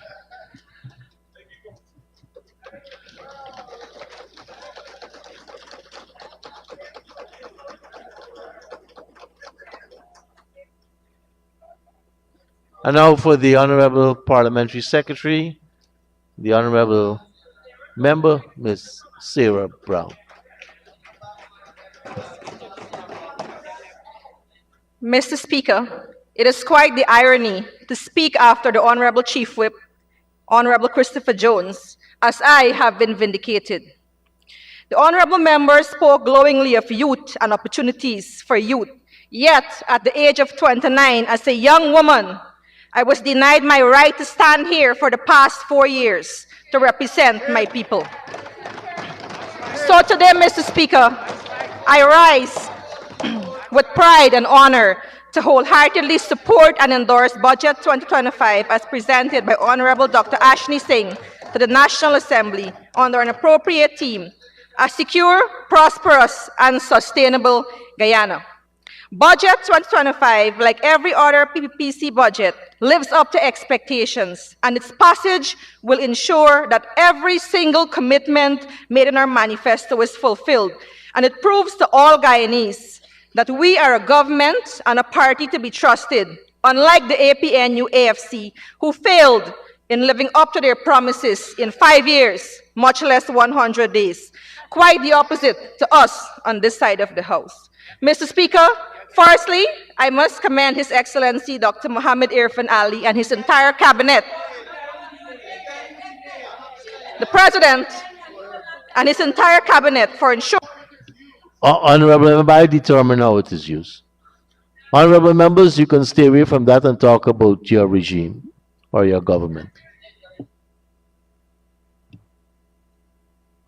Mr. Speaker, I believe I'm going to have to write a long memo on this issue because the President... Honorable Minister, you're standing on a point of order. So, please.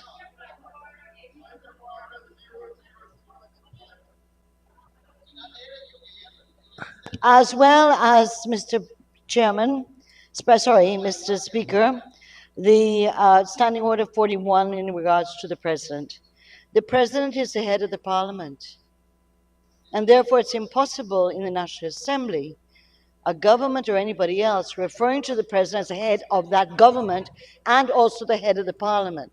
So we cannot, what the standing order says at 41.8 is if you're using the name of the president to influence the parliament. But a statement of fact that the president said so-and-so did Thank you, so-and-so Honorable Member is that. Ms. Teixeira. And Mr. Thank you Speaker, very much. I intend to write you a long Thank memo you. on this. Yes, you can. Honorable members, I am very firm on 4-1-7.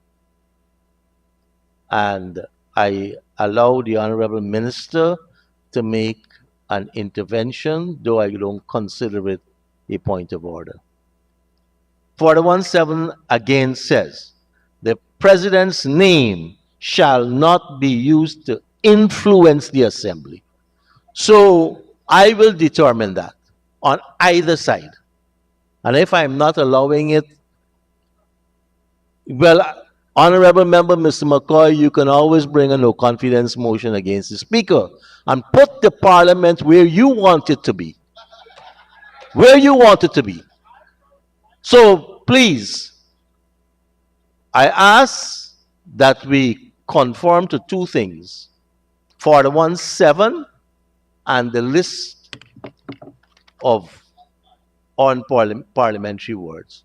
And it's been going great that we have been a bit consistent with not using these words. Honorable Member Ms. Sarah Brown, you will continue. Mr. Speaker, I wish to commend the government of Guyana for reaching out to every corner of our country despite geographic constraints and unforeseen circumstances such as the COVID-19 pandemic, natural disasters, and other threats beyond our control.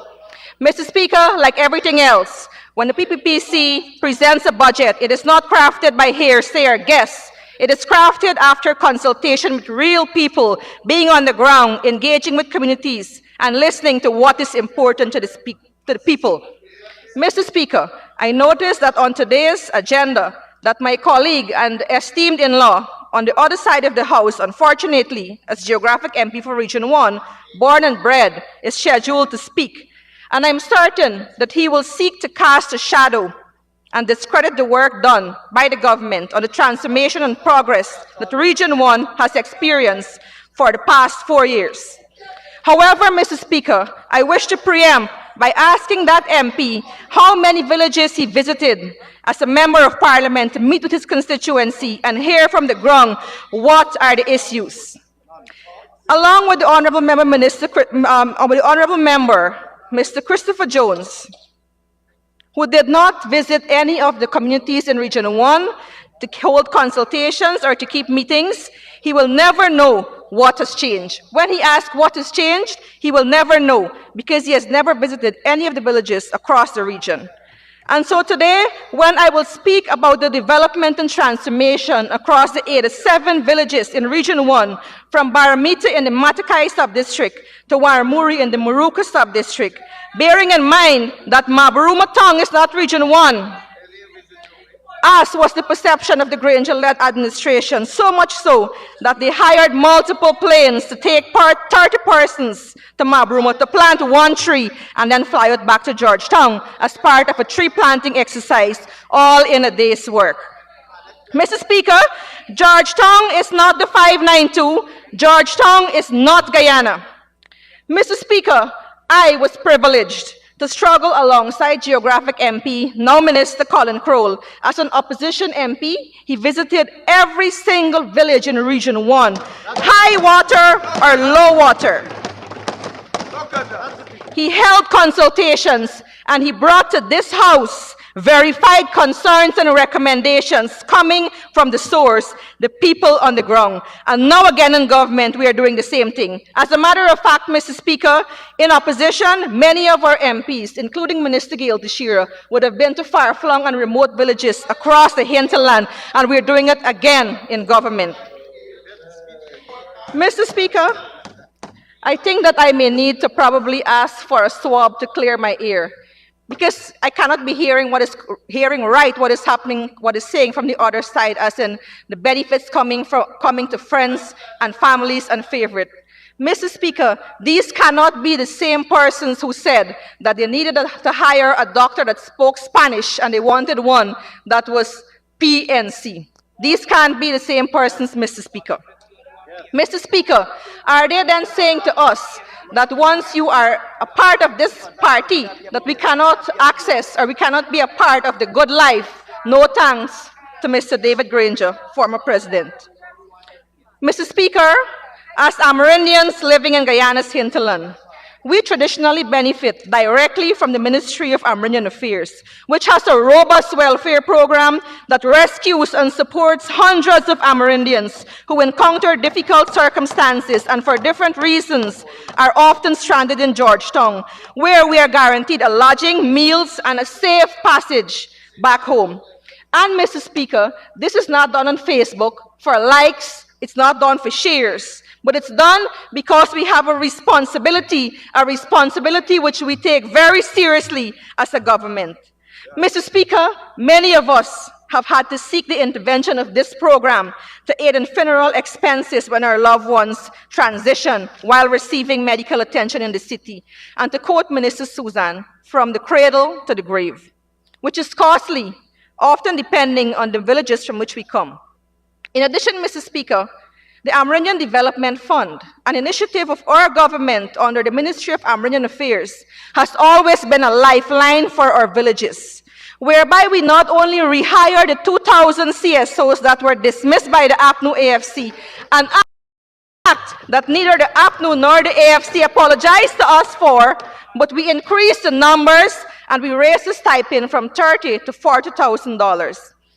This program, along with the Pathway program, that we benefit from in the hinterland as well, empowers thousands of young people in the hinterland.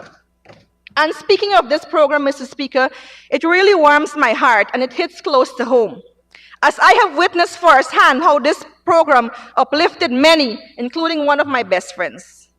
Annette Ganesh, a young single parent, started out as a CSO when it was first launched under our government, being assigned to work with the Santa Rosa Village Council in the area of governance. And so, Mr. Speaker, her story began. When APNU took office, along with 2,000 others, she was dismissed, but she didn't give up. As an empowered youth, she contested in the village elections and was elected as the area councillor for her area. And today, she is serving as the community development officer, working with village councils to transform their communities. Mr. Speaker, there are many untold stories, and this is the hope, the light at the end of the tunnel that was taken from us when they disbanded this program. A starting point, a hope that we restored when we took office once again. Mr. Speaker, the MP on the other side will not tell us of the $1.633 billion in carbon credit transferred to us in Region 1 in 2023. And the $1.658 billion in 2024 to support villages, whether in livelihood, economic projects, or other projects as given by the villages. Mr. Speaker, to many, this may just sound like a large sum of money. But for us, it is transforming our lives every single day and uplifting us to new heights. For Parkees alone in the Moruco Sub-District in 2023, electrical cables were installed in 84 homes, and for the first time, they were able to access electricity generated to complement the solar panels we give to every single household in the hinterland. And still, they had monies left over for food security and agriculture projects. And in 2024, they invested in livelihood projects to make their lives a bit easier. Let's turn to Mabaruma. In Batero, for example, home to Honorable Ronald Cox. In the first year, they developed their sports ground, purchased a 60 horsepower outboard engine, invested in the women poultry farm and a housing development project. And last year, they continued the housing development program. Barabina Mabaruma, the first year they bought a bus, 100 water tanks for residents, wired homes so persons can have access to power, and establishing a food processing plant and establish a nature resort. Baramita, for example, in the Matakai sub-district, they invested in a wood miser, an ATV, and a poultry project, and they're yet to spend their 2024 carbon credits money. Mr. Speaker, I only spoke on 4 villages and highlighted 17 projects funded by carbon credits. Just imagine what is happening in all 87 communities in Region 1 alone. Mr. Speaker, I have said it before, that I am one proud Locono sitting on this side of the House among the best to help right the injustices, bring relief, and help to rebuild after 5 years neglect under the APNU AFC that took us back to a starting point, which was expected, since even before assuming office when they held a parliamentary majority for 3 years, they used it, Mr. Speaker, to slash the ADF from the budget, knowing fully well that we depended on this intervention to enhance our communities. Mr. Speaker, what to expect from someone who calls us greedy for wanting our own lands, and in the same breath tell us that if we want more lands, we should not benefit from oil resources? Mr. Speaker, we are still awaiting an apology. No surprise, we aren't going to get one. But Mr. Speaker, better is here on this side of the House. Mr. Speaker, I'd like to quote His Excellency, I didn't call his name, on the occasion of Amerindian Heritage Month 2020, when he said, "My government takes its obligation seriously to ensure that the benefits derived from oil and gas resources in the coming years are equitably distributed among all of our people." Mr. Speaker, we got our lands, we were given direct transfers from carbon credits, and we are benefiting from oil and gas under this government. We are benefiting from new schools, new hospitals, enhanced and new infrastructure. Yes, we're benefiting from $55,000 per child in school this year. Mr. Speaker, ophthalmologists are visiting every community to ensure that children and the elderly, their eyes are tested and they're given prescription lenses. Mr. Speaker, updated textbooks are arriving. The hot meal programs are thriving and they're expanding. Pensioners have gotten their increase, Mr. Speaker. In 2024, 2,642 pensioners received their pension and 6,679 received the public assistance. Mr. Speaker, adults over 18 are getting their $100,000 cash grant. COVID grants were issued. Flood relief was given. And we will be benefiting from the measures in Budget 2025, including free university education. What y'all could tell us in this one Guyana? Honorable Member Mr. Jones, as Director of Youth, how many playfields or youth groups have you supported in your tenure in the hinterland? None. I'd like to report that our government supported over 200 villages in the hinterland in playfield upgradal or support to young people. Mr. Speaker, they claim to love public servants, but they took away the cash grant to school children, the bonus to discipline services, they taxed water and electricity, education, and medical supplies purchased by public servants. They deny them the right to access a house lot, to buy a motor car, and in 5 years, they impoverish public servants, Mr. Speaker.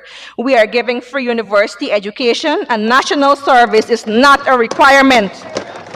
The APNU AFC increased admin fee and tuition fees, and then they claim that they have love for the UG students. Mr. Speaker, I can safely say that every single sector is working in overdrive to ensure that we are in a better position, and this is as a result of putting the task in the hands of young, fit, and proper leaders compared to a geriatric cabinet. In Region 1, 17 new schools were constructed or are under construction, including Hosororo, Kebano, Warmuri, and Matthews Ridge. In Region 1 alone, from 2020 to 2024, we trained 328 teachers. In health, the Kamaka District Hospital at once had Panadol secure for every ailment under the APNU. And let's not forget the AFC, you are a part of this too. They are now performing life-saving surgeries and offers many services which will soon be enhanced with the construction of a brand new state-of-the-art facility. And similar developments are ongoing across the region.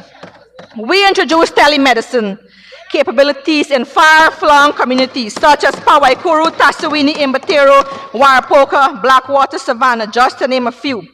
Ministry of Agriculture, the entire Muruka River, as I speak, it's currently being dredged as requested by residents to make our lives easier. 52 shade houses were constructed across the region, and 200 acres of citrus is currently under cultivation, while agro-processing facilities were constructed in Kamaka and White Creek in the Mabruma Sub-District. And how could we forget, Mr. Speaker, the MV Militia, a manifesto commitment fulfilled. And, Mr. Speaker, this only scratches the surface. Mr. Speaker, I am happy to report that most of the ICT hubs across the region are up and it's functioning, and we can now access free Wi-Fi and the Gold Online Scholarship, which many of us has taken up.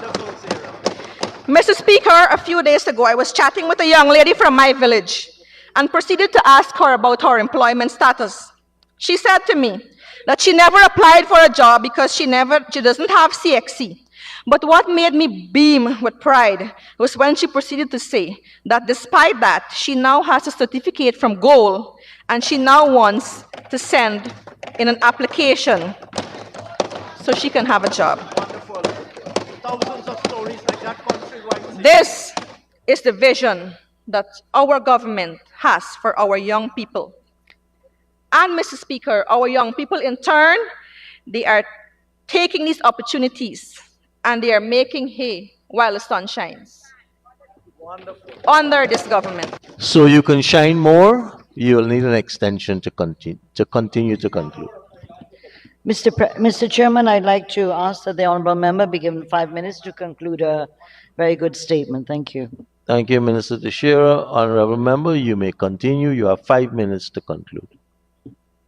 Mr. Speaker, these projects are in addition to the support from Ministry of Agrarian Affairs and the carbon transfers given directly to our village so that we can acknowledge the transformation to which I refer. Mr. Speaker, what is the legacy of the APNU AFC? What did they do for the people in Region 1?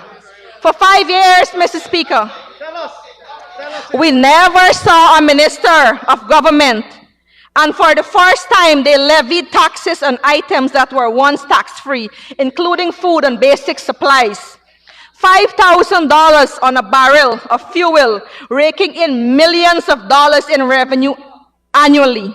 And what did the people of Region 1 get in return? No new school, no new hospital, no employment, no training for our young people, Mr. Speaker. Under this government, last month we graduated 50 CHWs, that's health workers, 18 operating room technicians, and 23 nursing assistants, adding 84 young professionals into the system. And guess what? They were trained right in Region 1. This is our legacy. Mr. Speaker, for those who have not lived the struggle, will not appreciate how far we have come. And for those who insist otherwise, they are stifling their conscience. Many moons ago, Mr. Speaker, a young Amerindian girl was living with her ma when she fell ill with a stroke and was rushed to the hospital. At that time, there was no motor vehicle or hardly motor-powered boats in my village. Upon inquiry, that girl was told that the uncles took her grandmother to the nearest point in a canoe, and using a hammock holding both ends, they took her to the hospital approximately 1 mile, approximately on a 1 mile stretch in the dark of night. Mr. Speaker, when that girl left home on Wednesday morning on a 1 mile stretch, she counted 20 cars on that road that was once a trail. Mr. Speaker, I am that, and the international community, that they are what we said they are. The same old riggers using a new name.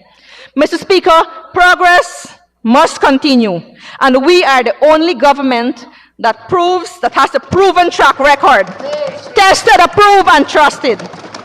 Mr. Speaker, I commend Budget 2025 to this National Assembly for its passage.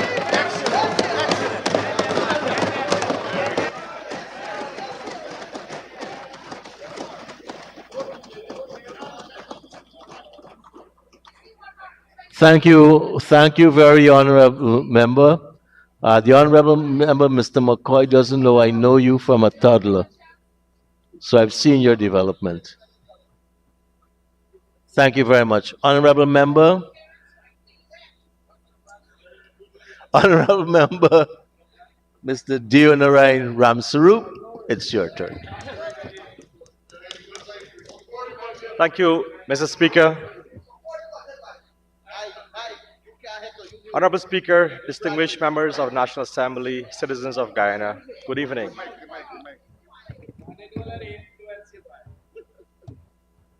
Sir, before I go, I want to make some clarification from the former speaker. Mr. Speaker, it must be put on record that the CSO were not fired, sir. What we have found, sir, is that many of them were hired by political parties and were doing political work. Mr. Speaker, there were a lot of complaints from the communities that their work and project that was done, that was given, is not done. That's first one. And I will left a couple for my friend Ronald to deal with Region 1. Mr. Speaker. Point of order. Honorable member, the honorable member, Mr. Shearer, is on a point of order.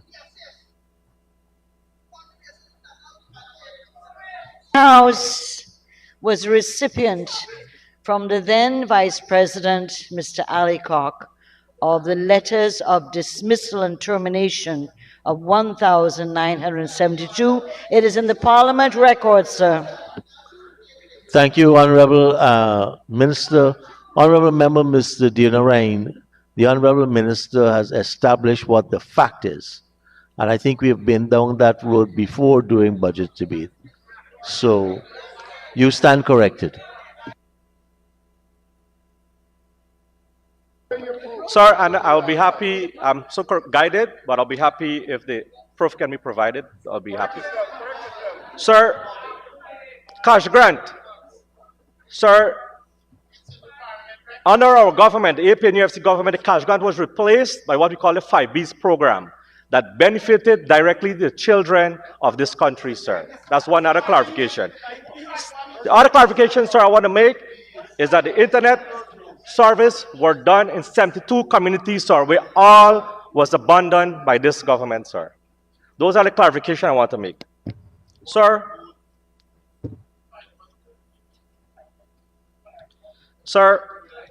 it is my duty today to address this House and the people of Guyana on Budget 2025 allocations for some critical sectors that underpin our nation's development and natural resources management, namely forestry, Guyana Geology and Mines Commissions, and the Environmental Protection Agencies. While these sectors hold immense potential, they are plagued by management issues, inadequate funding, environmental and insufficient oversight, sir. These weaknesses hindered sustainable development and deprived the people of Guyana of full benefit of their natural wealth. Today, Mr. Speaker, we are still awaiting the resumption of the Parliamentary Sectoral Committee on Natural Resources, where we have meaningful discussion with companies like Exxon and agencies like EPA. Sir, we have to do this in this National Assembly. It is our obligation to the National Assembly to ensure that companies that are working in our country, that we can examine, scrutinize, and work with them to ensure that all is going well, sir.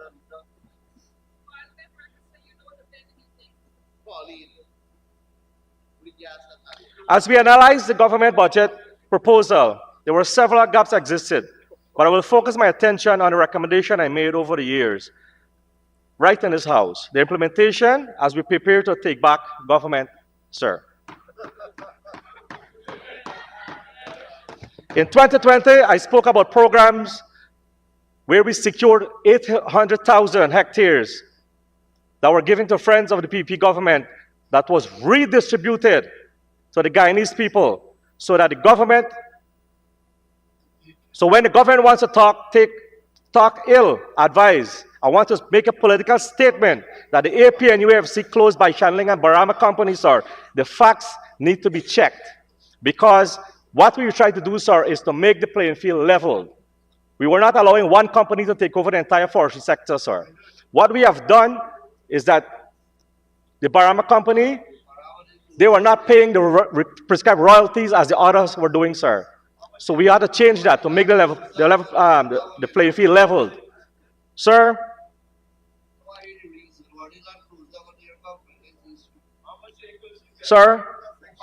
I spoke about transparency, where disclosure of information was made public on the GFC website. Recently, sir, I've checked and cannot access information on the website. That was like 2 weeks ago.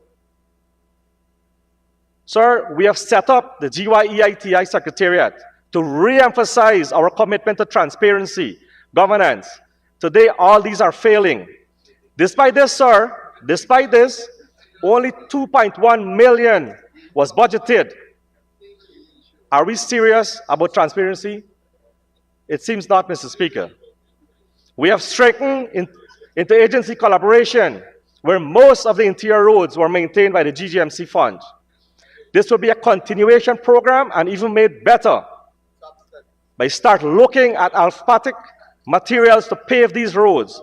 It will enhance connectivity between communities and foster faster and greater productivity.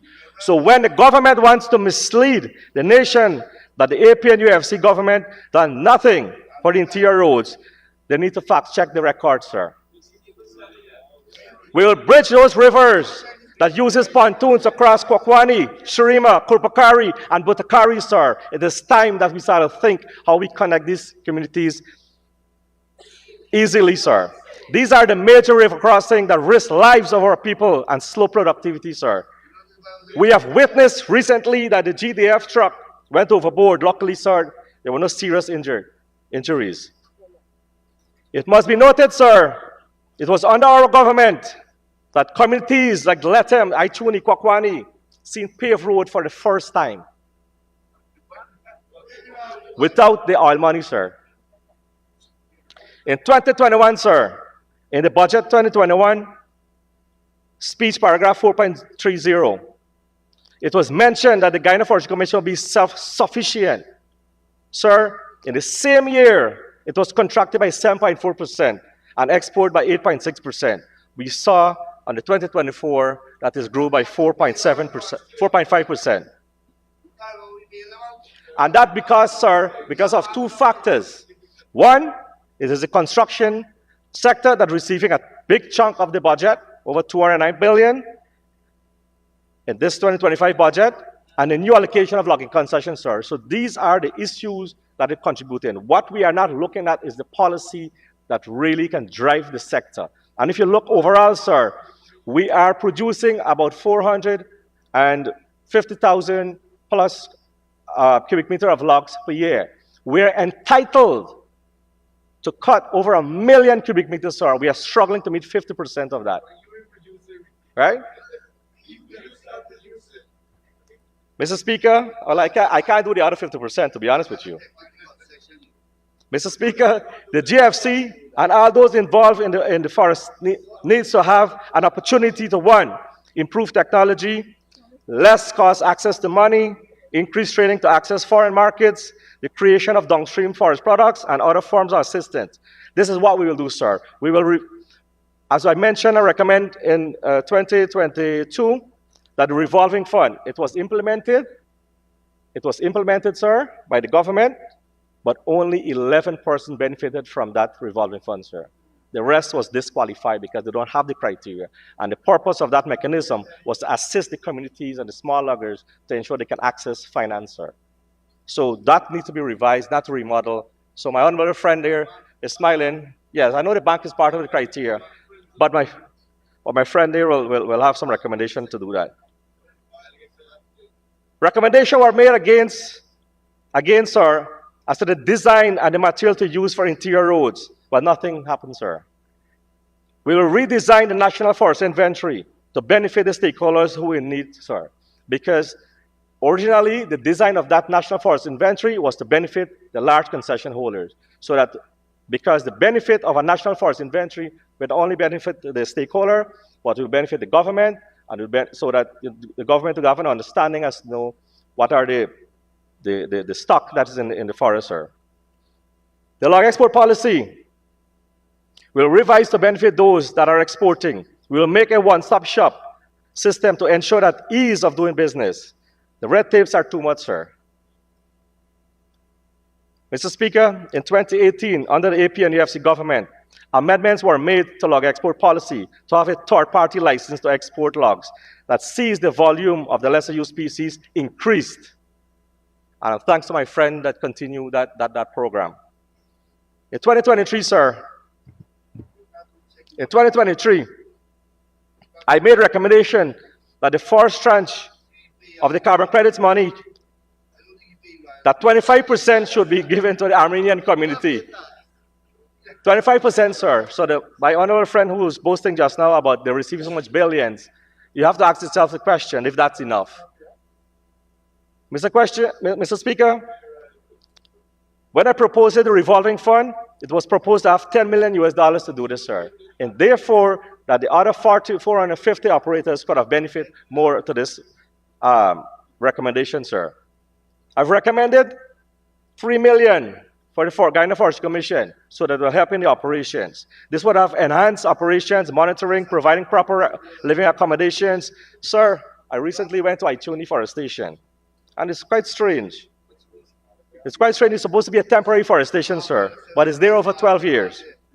Sir, the state that these officers work under, is really ridiculous. Mr. Speaker, I went to Intabali Forestation, and only one ATV sir is there, sir. Therefore, that's what I recommended, $3 million to help to boost that forestry station to improve the monitoring. Sir, Mr. Speaker, the honorable member Yuchad mentioned carbon credits as a milestone for his government, and earns over $750 million, which was bought by Hess. No doubt, sir, no doubt. But my question to him is what happens to the remaining 70%? Where is he? Oh, he's not here, sir, sorry. My question, sir, what happened to the 70%? And to date, sir, my friend will probably in his speech mention the other remaining 70%. Because when we were examining the estimate here, I've told the honorable member, Mr. Vikram Bharat, that we need to remodel this carbon credit scheme. Because if you're paying for carbon credits, you must have an idea as to where you're buying this credit. And I think that was absent. Sir, we will ensure that there's an opt-in mechanism for the Armenian communities and concession holders to benefit directly from the carbon credit scheme, sir. This is what we will do. Sir? Sir, and that's what gives me the skills, right? You only have skills when you consider these boards. In 2024, sir, I focus heavily on the environment. Mr. Speaker, I didn't see any major spending for the EPA to build upon what the coalition handed over with respect to its human capacity and infrastructure development, again in 2025. Well, let me put this on record, sir. And I think the honorable member Susan Rodriguez was talking about track records. Well, let me put this on record, the PPP track record. When the coalition government took over after 23 years of destructions to the EPA, it was dysfunctional. It had only 2 vehicles for inspections and monitoring, which meant that no field monitoring nor inspection occurred. No filing system of records to even know how many permits an operation existed. Mr. Speaker, unbelievably, the coalition found that agency did not even have records of numerous operations and there were over 600 expired permits for some over 15 years. That is the track record. Our track record, sir, let me go to that, because apparently my honorable friend wants to know. Within less than 3 years, sir, the EPA discovered over 2,000 projects existed, brought all permits and operation into compliance, had 8 brand new vehicles without a dime from the Treasury, We collection of over $150 million in fees owed from expired permits, which is called a back fees, sir. Built a state-of-the-art registry and filing system to manage these projects, sir. Increased staff by 20% with the engineers and scientists, which the agency was severely lacking. We have tripled the number of EPA offices from 1 to 3 by adding offices to Quarantine and Linden to ease the financial burden of inconvenience of business people having to travel to Georgetown only to conduct their businesses. Established 24/7 complaint hotline with a 24-hour response time, and develop a culture of transparency and free access to media and public, sir. This is what we have done. That is our track record. We will continue capacity building for this institution, sir. Mr. Speaker, the EPA had no one with a petroleum background in the oil and gas sector when we took over. We had to quickly build capacity to perform adequate monitoring and oversight of the oil and gas operation. With a $1 million, we and the World Bank developed a plan to build a 36-member oil and gas unit to highly specialized skills and experience for 24/7 on-site presence on the drill ship, sir, and the FPSOs to obtain credible and real-time information. After 2025 election, sir, we will continue in this trajectory, sir. That's what we will do. We will establish a study leave program to build a capacity where the EPA will sponsor students to go to universities and train with contractual obligation to the government, sir. We will do that. Sir, with flaring, we will continue to work with the oil companies to ensure that they comply with the permits and the contractual obligations. The EIAs, we will ensure that all projects that will endanger the Guyanese people are done diligently so we can avoid what you call, sir, a pay-to-pollute government. The PSA, you said you will renegotiate it, not me. It's you said that. Dumping of toxic waste into the ocean, sir. We will work, Mr. Speaker. We will ensure that the public people health and the environmental comes first. We will ensure that the companies comply with the prescribed regulations, sir. Under the full coverage liability insurance, sir. And let me put this clear. The full coverage liability is equal to the insurance plus parent company guaranteeing. Sir, my friend will probably know the formula. I don't know if you know it by now. Mr. Speaker, we will ensure what is enshrined in the permits is enforced and work with Exxon to ensure that we are on common grounds. Mr. Speaker, this has brought me to the GGMC, sir. The gold mining is a critical sector for... Before you go to that critical sector, you need an extension.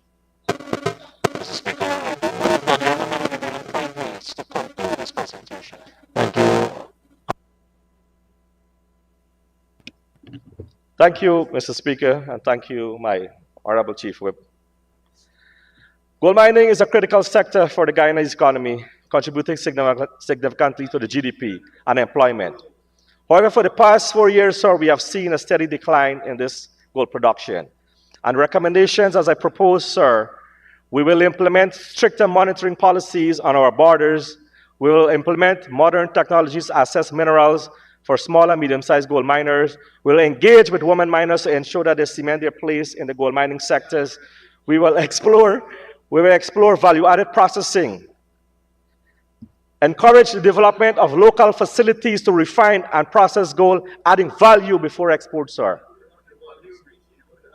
We'll offer tax break and incentive for companies investing in the downstream processing. Formalization of small-scale mining. We will provide training and technical support to small-scale miners to help them formalize their operations and comply with regulations. We will create cooperative to pool in resources and improve efficiency. Access to financing. We will establish a low-interest program or microfinance option for miners to access modern equipment and technology. We will facilitate partnership between small-scale miners and large-scale miners company to transfer knowledge and resources, sir. We will conduct resource mapping. We will expand geological surveys to identify new mining opportunities and improve planning. We will develop a national database of mineral resources. We will encourage collaboration, sir. We will partner with universities and research institutions to develop innovation in the mining techniques. We will seek information expertise to improve efficiency and sustainability. Mr. Speaker, my friend, Mr. Vikram, is saying we have done this. But yet, Mr. Speaker, I mentioned that there's a steady decline in the gold production in this country, sir. So therefore, sir, I put all these recommendations that we will do to ensure that we can improve this sector that is critical for our country's development, sir. I thank you very much. Thank you very much, Honorable Member. And now, for the Honorable Member, Mr. Sanjeev Dattadin.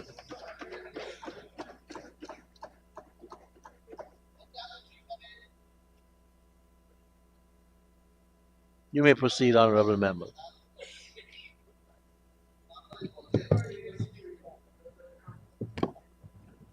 Good afternoon, Mr. Speaker.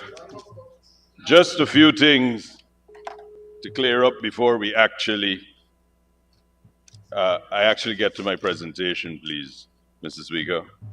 Mr. Speaker, the speaker before me, well, let's start with the Honourable Member, Mr. Christopher Jones. Mr. Christopher Jones told this House that under the APNU, dialysis was free. Mr. Speaker, that was a lie. Am I allowed to say lie? I'm sorry. That was economical with the truth. Yeah, Mr. Speaker, it was not free. Dialysis was not free under APNU. What happened under the APNU, the only thing to happen was a 300,000 one-off payment was given to persons who required dialysis. The present position is, Mr. Speaker, under this government, $600,000 per year is given to each person who requires the assistance. 550 people benefit from that. There is a lab that is set up to do the tests and provide associated chemicals and medicine. We have also they have said, Your Honor, Mr. Speaker, that what they have done with dialysis is it was free, you walked in, you went anywhere. That was not true, Mr. Speaker. They were not, for dialysis requires machines. The machines require components. Chemicals and other components need to be done for every patient. That didn't exist before. Now, Mr. Speaker, that is there. The extended centers are at Linden, Region 3, Suddy hospitals. Dialysis centers are in Georgetown, on the East Bank, Region 2, Region 3, Region 6, Region 10. And all of the new hospitals are going to have dialysis in them. Mr. Speaker, the thing about this is this was published. The centers, the assistants, the places that people could go, the people who needed assistance, this was published in the newspapers.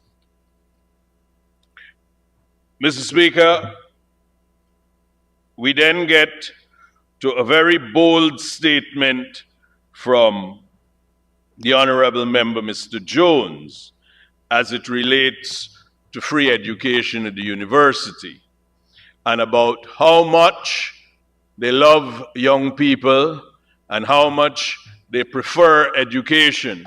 Yet, Mr. Speaker, when it came to fees at the university, the coalition government, APNU-AFC, raised university fees by 35%. That is a fact. The University Council subsequently met and 10% and more was what the administrative fees were raised by. Now, Mr. Speaker, we all know that at present, the position of this government is university education is free. Those who have loans and student loans before, it's going to be written off. But interestingly, Mr. Speaker, under the APNU AFC government, you might be aware or you might not be aware, the Honorable Member, Ms. Ferguson, you might not be aware that those who went to UG and took a loan, your government, and when you were a minister, published their names in the newspapers and said they can't travel. But you wouldn't know that because you got funding and a scholarship, apparently, to study overseas. So you wouldn't know about those who had to go to UG. You wouldn't know. You went.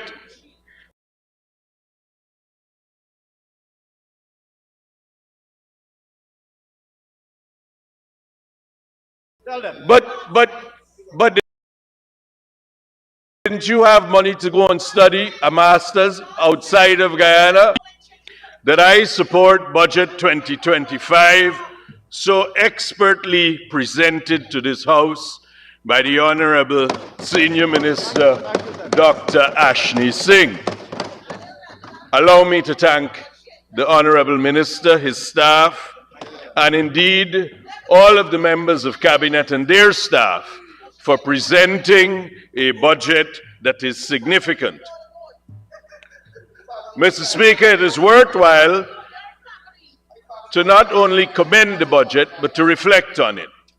The significant progress we as a nation have achieved under this government, the PPPC government, over the past 4 years.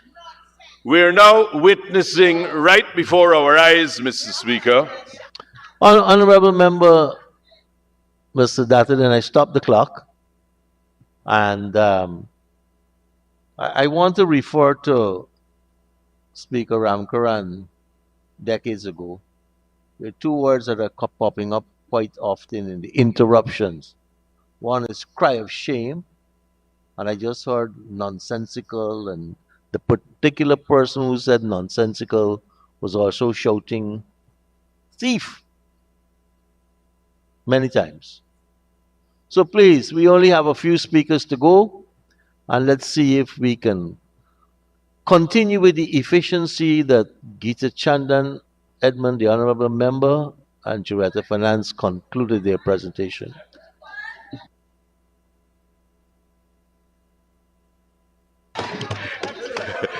Thank you, Mr. Speaker.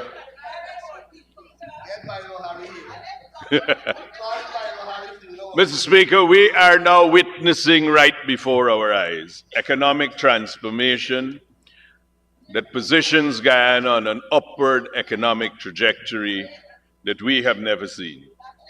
Guyana stands out now as a beacon, not only in the Caribbean and CARICOM, but on the world stage, Mr. Speaker. The accomplishments that we have achieved, Mr. Speaker, were all promised in the 2020 PPP manifesto. They are not milestones, Mr. Speaker, more markers, more symbols of all that has been achieved and what keeping your promises look like. Tangible results, visionary leadership, sound governments, a deep commitment to the people of Guyana. Now, Mr. Speaker, we have to compare it with what went before. So, if we look at stable economic growth in this country, Mr. Speaker, Guyana has unprecedented economic growth and continuous over the last 4 years. Mr. Speaker, it is driven principally and in large part by our petroleum sector. Revenues are carefully managed and spent to improve our infrastructure, but it ensures that there is sustainability and development of the nation through the National Development Fund. In this regard, Mr. Speaker, under the leadership of this government, we've taken control of the petroleum sector. To ensure its growth, we have passed new legislation.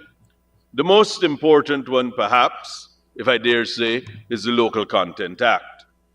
The introduction of the Local Content Act, Mr. Speaker, was putting into law measures that protected our citizens. What existed before it?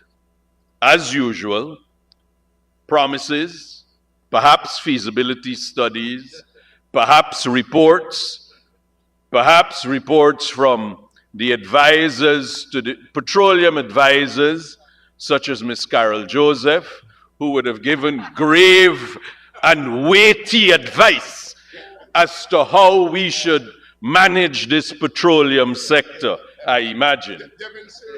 But, Mr. Speaker, what happened? Nothing. There was a local content policy being shepherded around by the Director of Petroleum at the time. We then heard, Mr. Speaker, that this local content policy that was in existence was being amended, and we would have local content policy number 2. Mr. Speaker, we never saw number 1. We don't know what it said. We don't know what was amended. Number 2 came along and was kept as a national secret. Again, it was not put out, it was not introduced to the population. We kept hearing about it, Mr. Speaker, while people suffered, while opportunities were lost. For example, Mr. Speaker, since the Local Content Act that was introduced by this government came into force, more than 1,100 companies have applied for and obtained local content certificates. Mr. Speaker, that means that there are 1,100 companies involved in the petroleum sector that are 51%, at least 51% owned by Guyanese people. In 2024 alone, Mr. Speaker, that accounted for revenues in excess of $620 million US. Now, Mr. Speaker, that's what keeping your promise looks like. That's what caring about the people of Guyana looks like. Don't say you're going to have a policy to benefit them and for which they would be able to develop their companies and earn revenue, and you don't actually do it. When it was done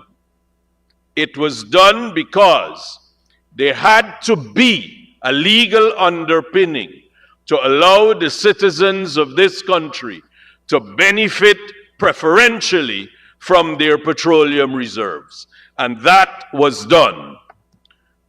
Mr. Speaker, we talk about the PSA and the errors and the unfairness of it all.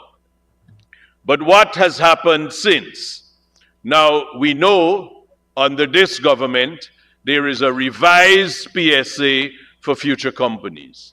There is a Petroleum Activities Act that sets the compass and the direction for the petroleum sector, not only today, but for years to come. The Natural Resource Fund, Mr. Speaker, another key component of this equation. The Natural Resource Fund that had been passed when the government had already fallen, and it was passed in a parliament, could not be understood, and it was shrouded in secrecy. No one can with certainty who could have calculated what amount of money could be taken out of that fund. No one could calculate with any certainty what the fund was supposed to do with investments. Not even Jordan could have done that. But, Mr. Speaker, what we now have is a natural resource fund that is simple. What could be taken is very clear. How much is taken is very clear. There is a number value, 500 million. Then what happens with the investment? That too is very clear. So anyone that wishes can find out what is happening. With that legislation came the obligation, Mr. Speaker, that the Honorable Minister had to lay in this Parliament how much money was received in royalties and from profit oil, so that everyone could know. It's gazetted, it's published, it's laid in the House, and if it's not done, there is the penalty of jail and a fine. Mr. Speaker, the education sector and healthcare in Guyana has grown by leaps and bounds.